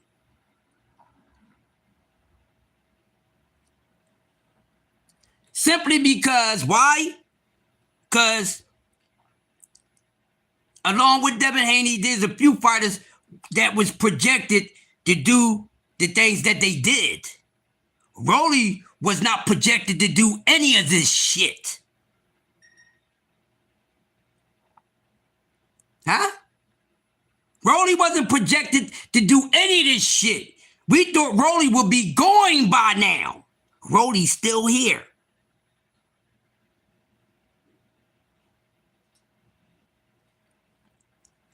And then, like I said, they keep messing around and bullishing William Old School and the rest of the chat. You say boxing is done, but you like Tyson Fury. Fury ass is done too. I don't even want to see him in no goddamn AJ. Not the hell now. They both done. Want to see that ish?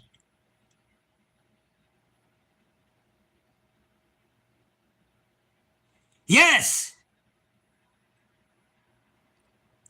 Devin will go down in history as the weakest undisputed run in boxing history. Yes, he owns that. He owns that. That ain't nothing to be bragging about. Look what he became that against. That's what matters. Y'all leave that out. You ain't as good as your opponent. What about that? Y'all can't keep sweeping that up under the damn rug.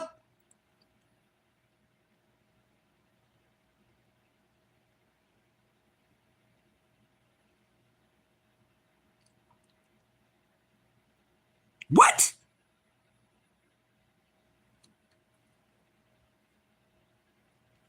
Facts, Old School. While y'all talk about accolade man this, accolade that. The more y'all keep opening your mouths about what he did, the more it's being exposed that his shit looking weaker and weaker. His resume is starting to look weaker and weaker. it gets weaker every time he opens his damn mouth.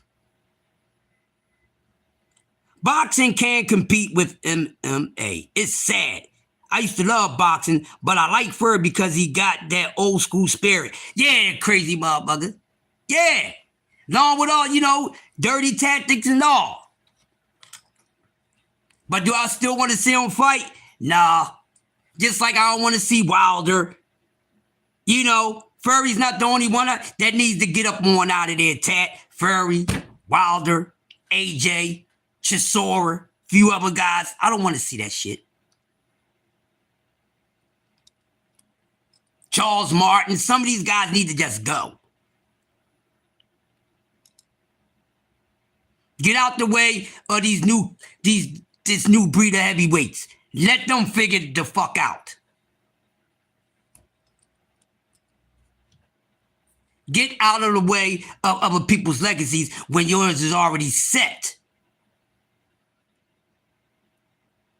Unless you're there to pass the torch. Other than that, get your ass out the way.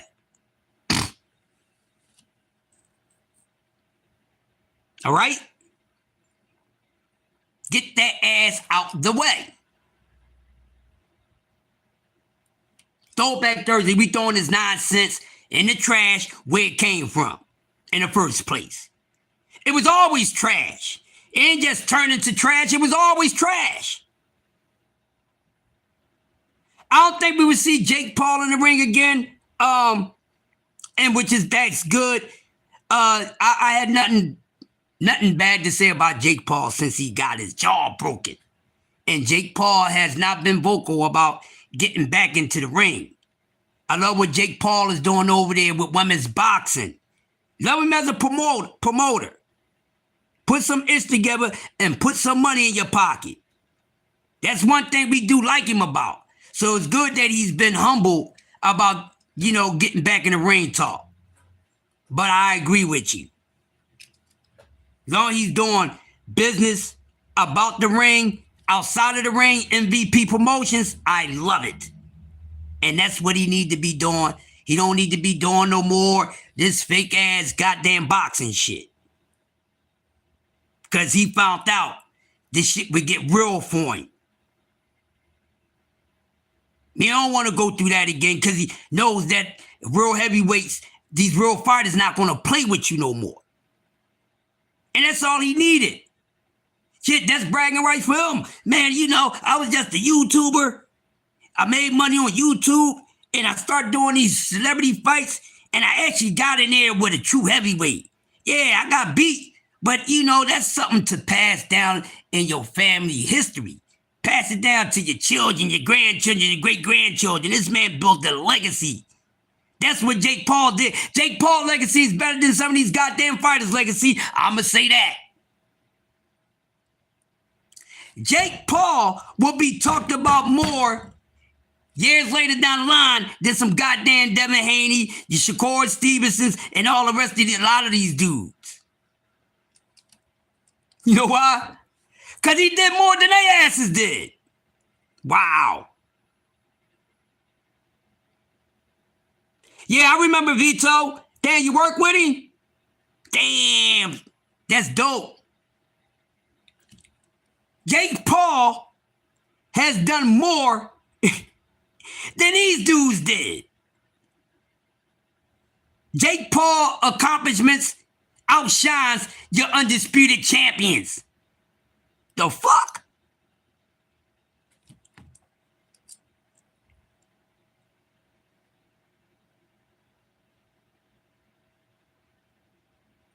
Yeah, he's a dirty fighter, man. But the dude can fight.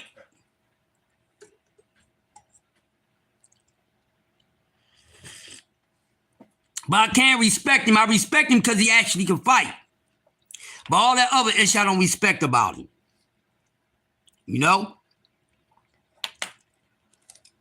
Yeah, I remember Vito, yeah.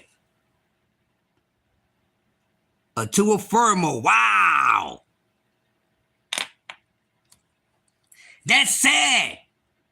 Y'all agree or disagree what I just said with this point I was making about leaving a legacy? Jake Paul legacy is better and gonna be better than some of these dudes. Cause he's a gypsy. Jake Paul is a descendant of gypsies, pirates, and all that. You know what I mean? Hey, old school, you know exactly what I mean, bro. Yeah, Vito got into some wars with Hagler. Yeah. See, I got Uncle Cass know about that. I best believe you, Vito. Uncle Cass Sports. You know, subscribe to Cass Sports too, Vito. You would love his channel. He does Cass Sports. He does his show 2 p.m. Monday through Friday, and you will love it over there. Subscribe to Cass Sports. Uncle Cass, we call him. Boxing encyclopedia. Furry did a whole lot of cheating, man. You know? Did a whole lot of cheating. Cheated through the entire Deontay Wilder series. You know, got caught with no padding in his gloves and sparring all type of stuff. Yeah, man. He can fight, though. But he's just a dirty motherfucker. Now, his dirty tactics is cool, but only if it's on the street.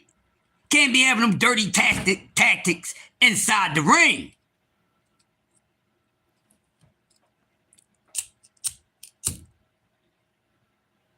I tell you what, if I was one of those high-end celebrities and all that, I'll hire his ass as security. Yo, you ain't even got to do that no more. Hey, come over here, man. Go on tour with me, man. Be my security. That's one dude I would love for a security guard. You know what I mean? Yeah, I like his ass for that. He's perfect for that. Do them dirty when they violate. Yeah.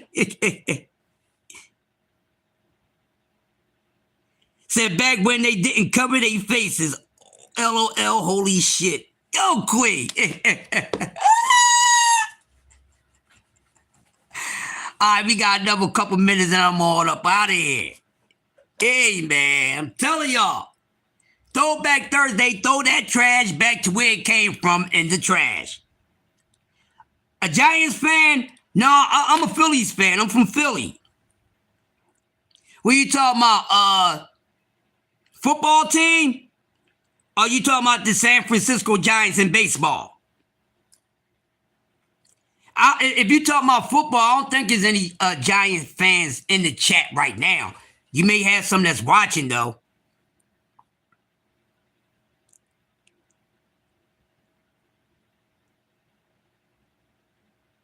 Yup, you sure enough did. Tat, read that. Here's one for you, Tat. Furby got caught heading to the ring with no padding in his gloves and was forced to change the gloves, and he did it to his sparring partner who ratted on him. Yeah, that's bad.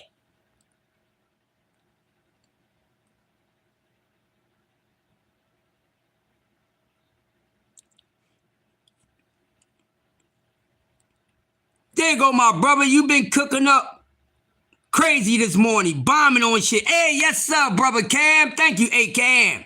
The force is with me, man, because I'm rocking with the best. I stay in company, good company in this boxing community. Thank you, brother. Thank you. He ain't playing. Told you I'm doing the James Brown goddamn mashed potato on him. We not playing no games. Make sure you check out Uncle Cass Sports. Subscribe to him, Tat. Matter of fact, hey, Tat, did you subscribe yet, Tat? Oh, football team? It might be a few Giant fans in here. Now, when it comes to football, I'm from Philly, but I'm not an Eagles fan. I don't have a football team. I'm just a fan of the sport. But there's a lot of football players in the sport of football that I like, and it's players that I like on every single goddamn team. You know what I mean? So I'm a fan. You might say I'm a fan of every team in football, but not actually a fan because I'm a fan of the sport. So the outcome don't matter to me in football. You know, unless it's, games that I predict somebody's going to lose or win, no matter if it's Philly or not. Said, damn my thumbs. He said, damn, what the fuck? Is it really good? Fighter, he doesn't have to do that. Plus, he doesn't have to prove himself anymore. Yeah, it's just his nature. Tat? Yeah, Sunshine. We know what you're doing, sis. Yeah, Tat, that's what it is, broski. Yeah. And see, that's the thing that bothers a lot of us. When certain fighters do things that they don't have to do. They really don't. But it's just their nature. Some fighters are just naturally dirty like that. That's how they get down. So the Giants got more offensive linemen. It was quicker to build Rome than it is to build the Giants' offensive line. Yeah, the Giants are cursed, man, like people say, man. Yeah. Smash the like button as y'all come on in.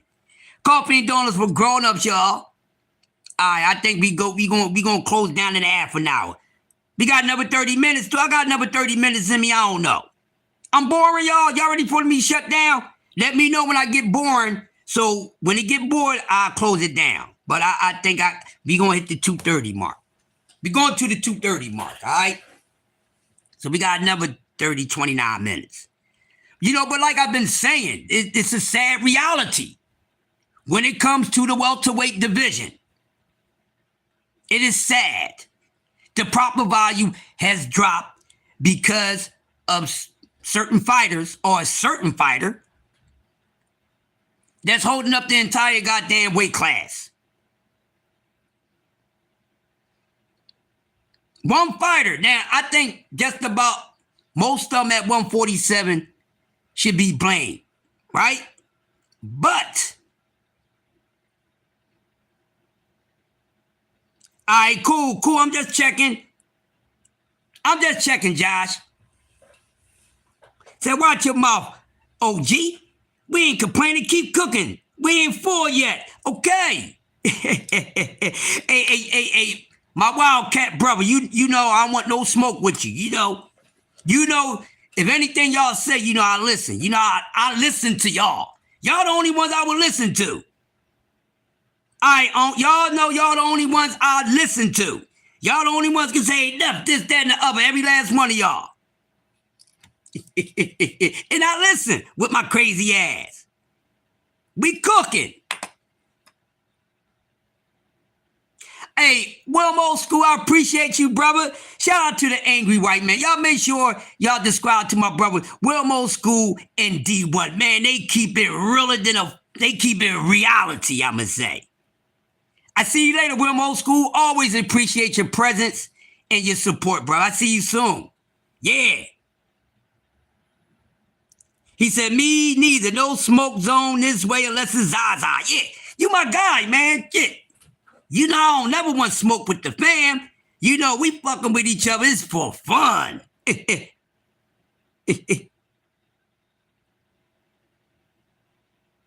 Oh, yeah. I gotta, man, Sin, we gonna get together, man. I'm gonna call Sin later on today. I gotta, we still gonna link up. Oh, yeah, Cam, yeah, Cam, he gonna, yeah. Matter of fact, let me talk about that.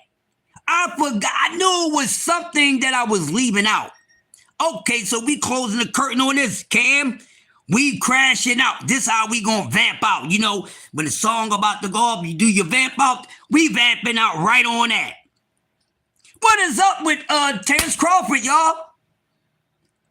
What is up with this Morse meter activity from Bud Crawford, who's considered the best fighter of this generation?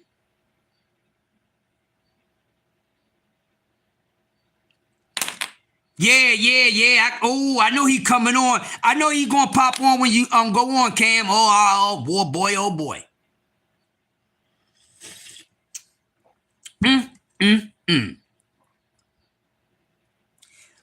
What did he do? Bud Crawford, who was retired, talking all this crazy ish about Jerron Ennis. Talking about he would knock Boots out and all this crazy stuff. Why is Terrence Crawford so emotional about Jerron Ennis right now and he's retired?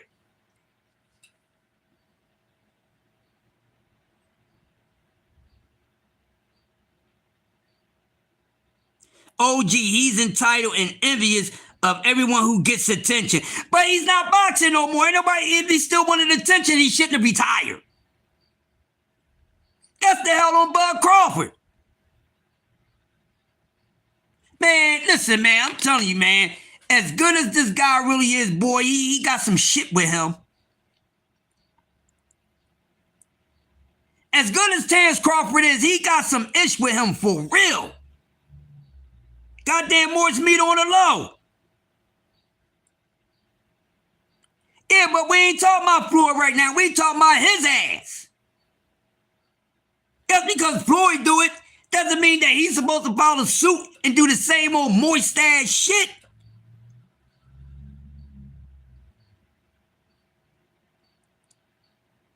You understand what I'm saying?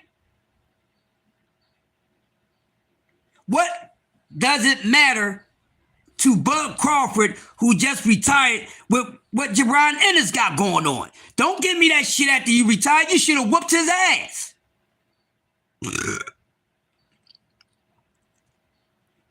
I do this to him. Don't tell me what you would do to him. You had a chance to do it, so you choose not to do it. So I don't want to hear none of that is that Bud is talking about.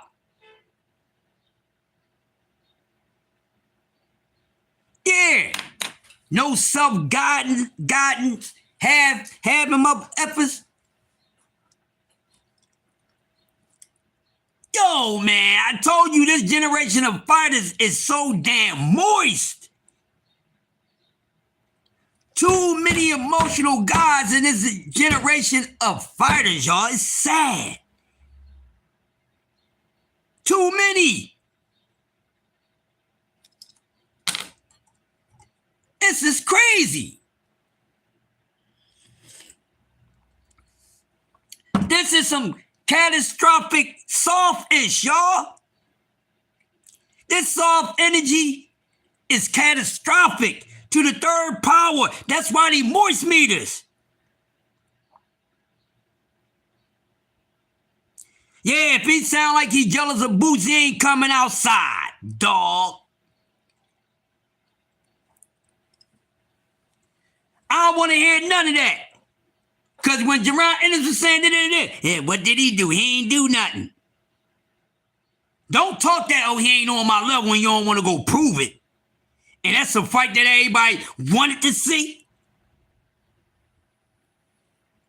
Because he ain't give us every fight that we wanted to see. Don't y'all forget that. Play around with me and find out.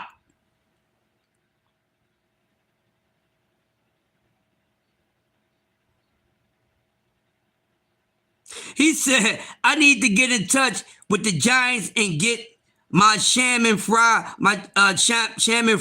from Colombia to do a ceremony at the stadium. Oh my goodness. Oh, I hope you haven't been betting on your Giants, Tat. Wow. Any Giants fans in here? Because my man Tat is going crazy right now. The Giants got Tat upset. Hey, Tat, don't hurt yourself at work talking about the Giants. I don't want you to hurt yourself.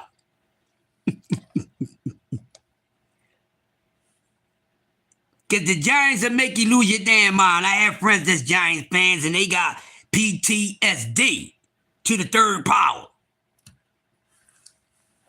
But man, this is crazy.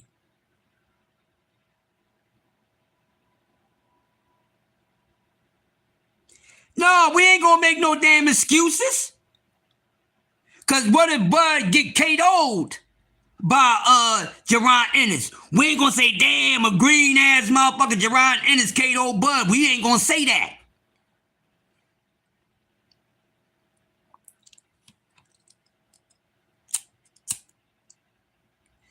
Hey, I'm gonna say this.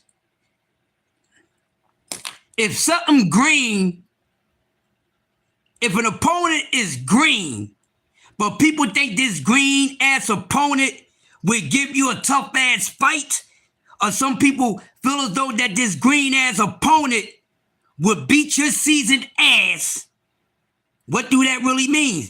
That comes to show that that green fighter is good.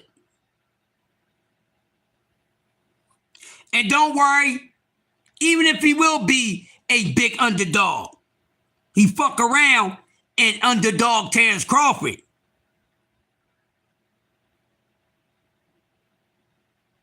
Yeah, I feel for the Giants, man. Sometimes when I watch football, you know, and I watch every team, but a lot of times, depending on the only way I'm watching the Giants, depending on who they playing.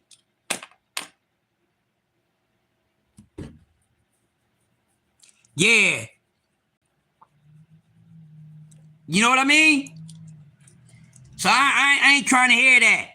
If you accomplish, you retired, and you did everything, and then you weren't about a damn fighter that didn't even match your accomplishments or have more accomplishments than what you jealous about. That means while he was active, he was always jealous of Jerron Ennis, because this jealousy wouldn't start from anywhere. Yeah, top rank style matchmaking. Right?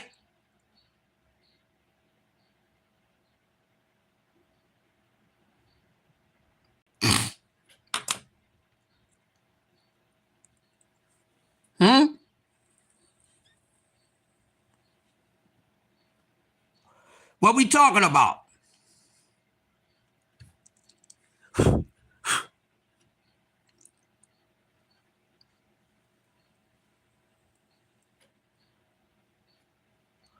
What are we talking about here? Smash the like button, baby. So that means he was always jealous of Jerron Ennis. Even though he always thought he could beat him, knock him out, F him up, break his neck, put him on his back, he was always jealous of him. That don't make sense. Why would I be jealous of someone that I'm highly confident they can't F with me and that's not on my level? Somebody answer that question for me. Can someone in the chat answer this question? Why would I be jealous of someone that I confidently feel can't F with me and didn't do the things that I did in the sport of boxing? Why would I be jealous of them?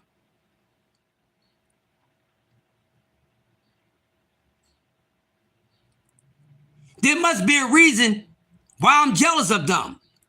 If I'm better than them, confident that I will beat them and did more than them, then why I'm jealous of them? What is it?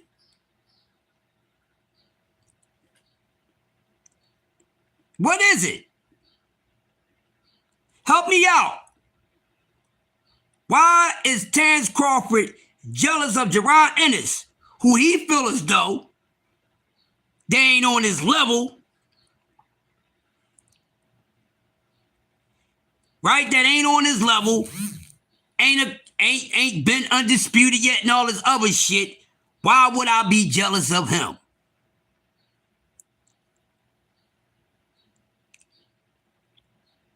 There were always old player haters. Yeah, but we kind of figure out what the fuck they was jealous about.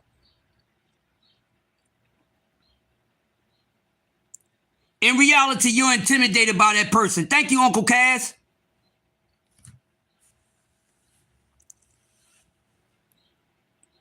You are jealous of that person. You're intimidated by that person. You think deep down inside in the shadow of your chamber that this person might be better than you. And that person probably got the best chance of beating you more than anyone that had any chance of beating you.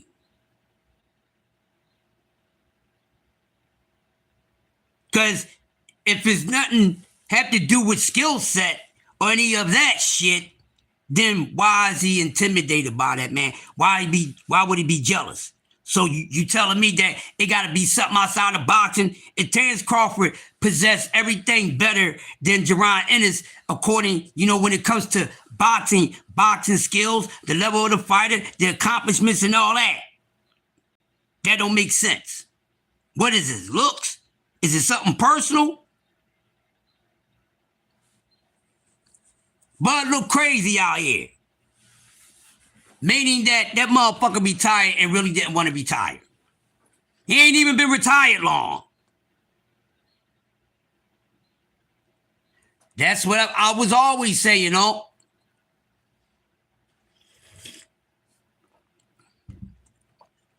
Man, forget them damn accolades. The hell? Give a damn about no damn accolades. They ain't mine. The fuck I care about some damn accolades. Doesn't mean that you better than someone. No, I'm smashing on all these accolade cats. And worshippers and all that. Motherfuckers got makeshift shrines of their favorite fighter goddamn belts in their house. That's why they be so passionate about it. Because they got makeshift shrines of their favorite fighter goddamn titles. That's why they so passionate. I knew it was something. I just figured it out. By George, Yoda got it. I solved the problem. Hey, y'all, Yoda solved it. Yo, I just solved the ultimate problem. I just solved the problem. Give me my props, you haters. Ooh, yeah.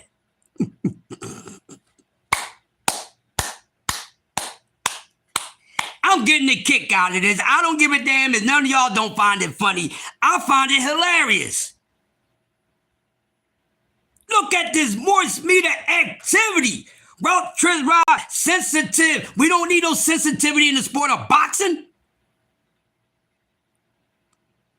Too much estrogen from these so-called men.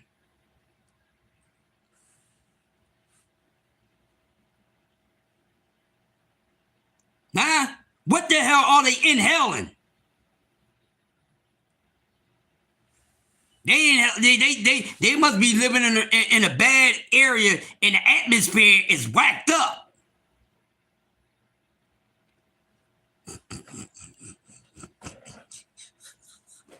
Y'all got to be kidding me. Get up on out of here with that nonsense.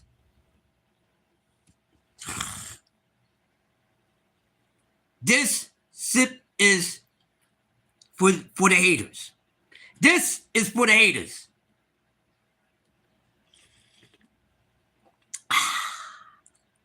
There you go, haters.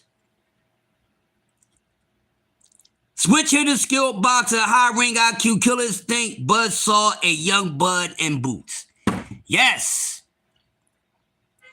Yeah. That's what it is, Uncle Cass. But I figured out the problem. I broke the Da Vinci Code just a few seconds ago. Did you get it? If not, rewind this motherfucker.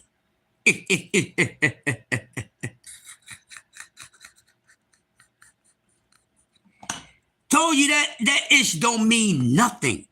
I told y'all this is the reason why all these moist meters, you goddamn pickle pullers and all that, this is why they so passionate, because they done made goddamn shrines of their favorite fighters, belts, undisputed, lineal joints. Yeah, that's what they got. That's ask they asses to cam the fuck up and show they damn house. You gonna see every night before they go to sleep, they going over to that damn shrine.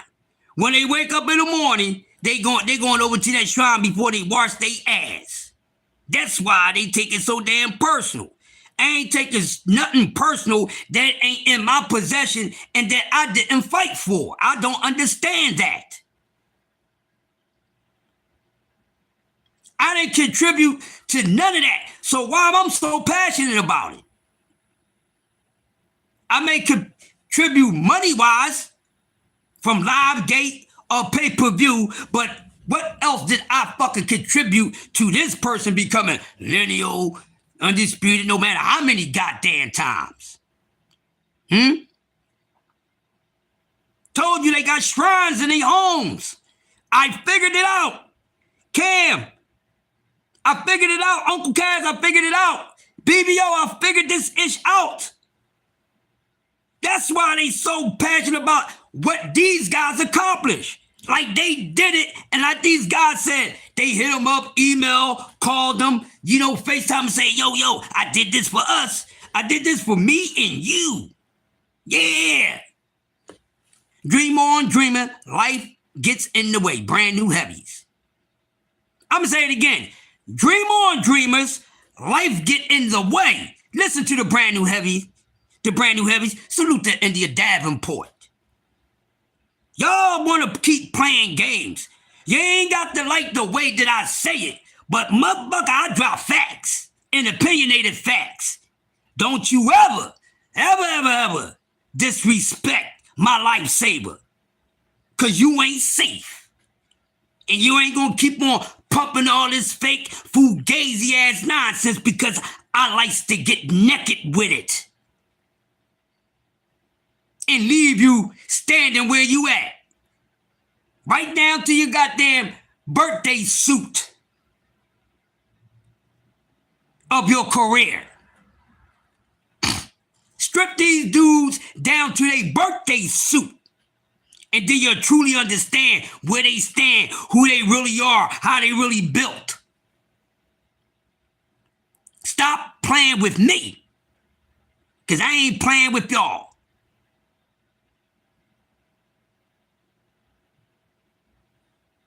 Hey, shit, wait a minute. My brother BBO, STN Strong. Y'all know I am the Sergeant of Arms, the Master of Defense for STN and all the right stuff. Hey, man. Oh, shit, we going into the month of May. Oh, my gosh. Shout out. And then we going to the month of May, and then we going right into June. Then, I can't wait for July. I can't wait for the month of July. Ohio players. Ohio, they gonna be saying fire. Whoa, whoa, whoa, whoa. Fire. Woo-wee. Come July the 4th, there will be fire in the state of Ohio. And you know the Ohio players in boxing, the Ohio players in the sport of boxing is coming to play. They coming to perform, and it's going down. Salute to the state of Ohio that always been rich in the history of producing great fighters. Man, oh man, I wish I can get out there, but can't do it right now. Can't do it right now. I wish I could be there. If I could, I would get there, but got other things going on right now. Can't afford to go to a fight right now. All right? Maybe by the end of the year or something. All right? Moving and all this other stuff going on. All right? Shout out. I can't wait. But, hey, May right there in the month of May is hot, y'all. The month of May is hot. Woo-wee. And we got something this weekend, Jack. Like I said, going back to my man David Benavidez and Zerdo Ramirez, I'm telling y'all, if this fight turned out to be less competitive than what was projected, don't say that some of us didn't tell you so.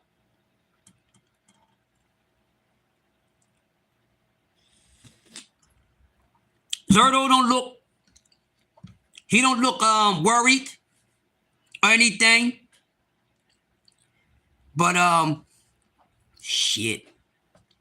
That man know he got a problem on his hands. I don't know how much of a problem Zerdo would be for David Benavidez. All right? This is, Zerto's just the biggest size guy that David Benavidez is facing. He won't be the best skilled fighter that David Benavidez has faced up to date. Don't get that twisted, because some of y'all like to do that. And like I said, Zotto has nothing over David Benavidez outside the size and fighting at that damn weight class. Everything else points to David Benavidez. Monster Inoue and Nakatani. We're a couple days out from this. We can't wait. I wonder what's going to happen. Yes, Uncle Kaz, and he even mentioned it yesterday that, remember I kept on saying he's actually just going back up to his natural weight, which he, sized down from.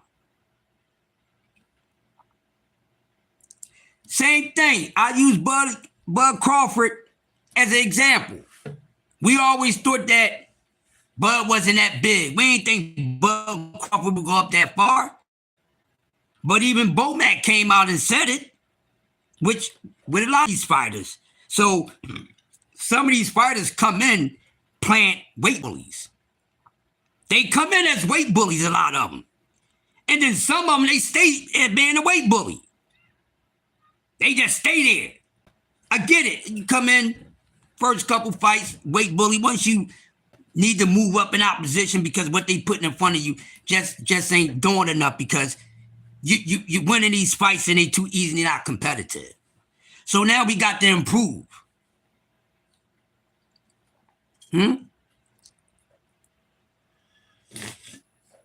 Y'all know that saying, pick on somebody your own size. That's one thing these fighters don't like to do, is pick and face fighters their own size or just on an even playing field for a skill set.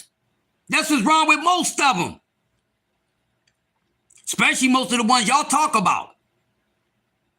Got another 5 minutes or so. Yes. That was the same thing. So when Bud went up to 168 to fight Canelo,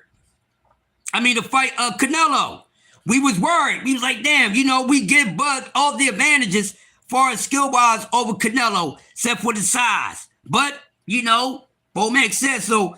Crawford, really walk around weight. When he was at 135, he was really naturally a 140, 147 guy.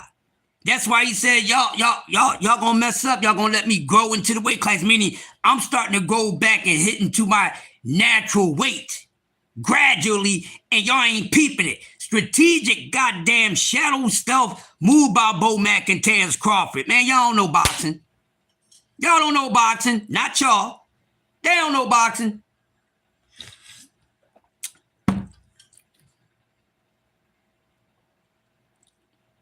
So a lot of these guys really go into fights really wanting full advantage. No matter if it's weight causes or definitely skill set wise and challenge wise. That's why a lot of these fights that they have on their resume was below 45% or 40% of these guys beating him or beating the rest of those guys.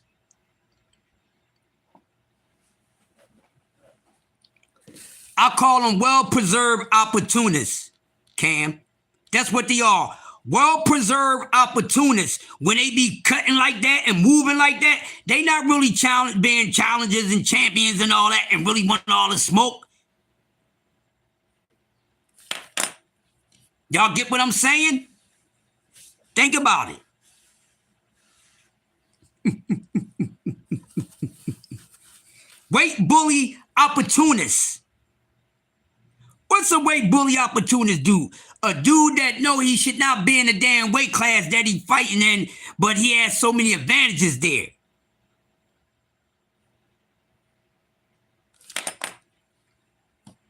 And there's a few fighters that fit that narrative. A few of them. Hell y'all talking about?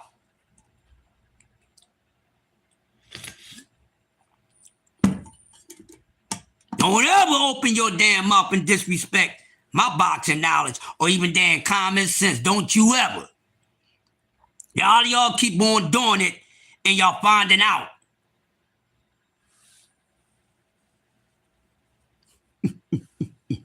No more than what the fuck you think I know. Some shit I don't talk about because I know you ain't gonna be able to comprehend it. So my boxing talk, I be dumbing down for a lot of you idiots. Not y'all.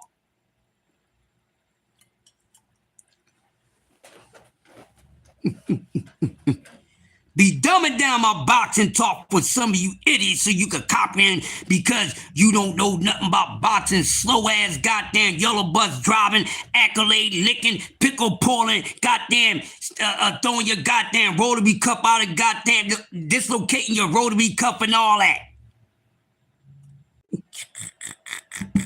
Y'all turn yourselves into cripples and handicaps with that nonsense. And swear y'all be doing something. I'm going to tell you every damn day. You ain't doing a damn thing, and what you going to do about it? Yeah, I talk that ish, and I'll back it up. That's why y'all don't come bothering me. Get the fuck out of here. Respectfully. I don't give a damn who you are. I don't give a damn, channel or not. You ain't fucking with me with that bull-ish and pickle pulling and donut glazing that you guys be doing. You can't fuck with nobody. You can't fuck with nobody. That's the opposite of you damn clowns. Easy work. Motherfuckers get smoked every day. Our dudes that's like to play roulette on here. Boxing roulette. And always getting shot. How you playing goddamn roulette and everything is goddamn, and a whole goddamn barrel is filled. Thinking it's going jam. Revolvers don't jam. Especially if the whole shit is loaded, the whole barrel loaded. So when you pull it, something coming out the chamber, you idiots. They shoot they self, you ain't even gotta shoot them. Easy work. Yeah, I said it. Salute to all the content creators that be keeping it real. Y'all know who y'all are. Because that's why I come to y'all channels. Because if I didn't come to your channels, then I wouldn't be talking about you. Y'all know. Y'all know. Everybody I'm subscribed to, y'all the ones I'm not talking about. We talking about the other ones. The opposite. Now, you motherfuckers keep playing leapfrog and want to come over here with that nonsense. I'm going to tear your ass up. I'm not to be fucked with. Ain't the best at this. I'm the one not to fuck with.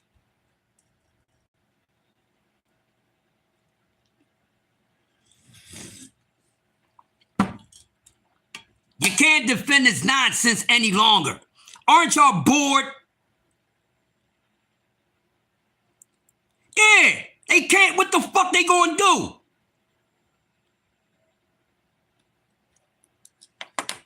Anybody that disagree with me, try me. For all those that disagree when I talk about your favorite fighter or not, I will smoke your ass in 10th of a damn second.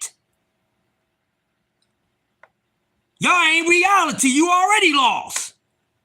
You already lost. You're not reality. I don't give a damn how you gonna articulate that bullshit that you gonna articulate. It ain't gonna goddamn calculate over here with me. Like my style or not, you can't fuck with it. You can't fuck with it, and you can't fuck with nobody that I fuck with. You can't fuck with us. You ain't fucking with STN. You ain't fucking with a TWT member. You ain't fucking with Cam J. You ain't fucking with the folks.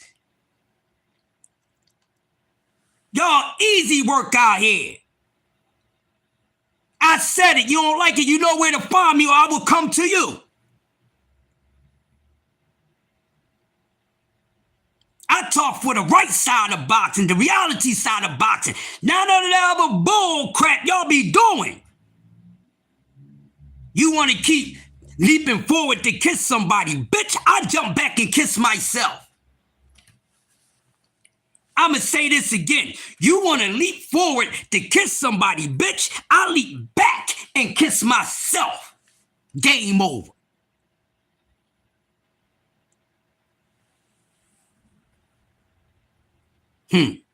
Goddamn. I can't believe it's not butter. I gotta jump back and kiss myself. Is this real? Y'all should be lucky. Y'all, not y'all. A lot of y'all are blessed that Uncle Kaz don't debate. Uncle Kaz would do y'all more worse than we do, you motherfuckers.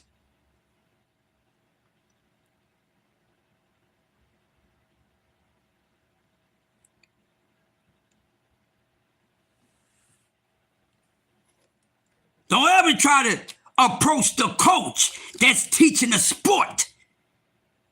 Never try to approach the coach that taught the sport. That come from my man Jazz Fresh, childhood friend who battled Big Daddy Kane. Always kept that goddamn phrase. You understand? Never approach the coach that's teaching the sport, you pupil. You can't beat the teacher unless the teacher pass it down to you.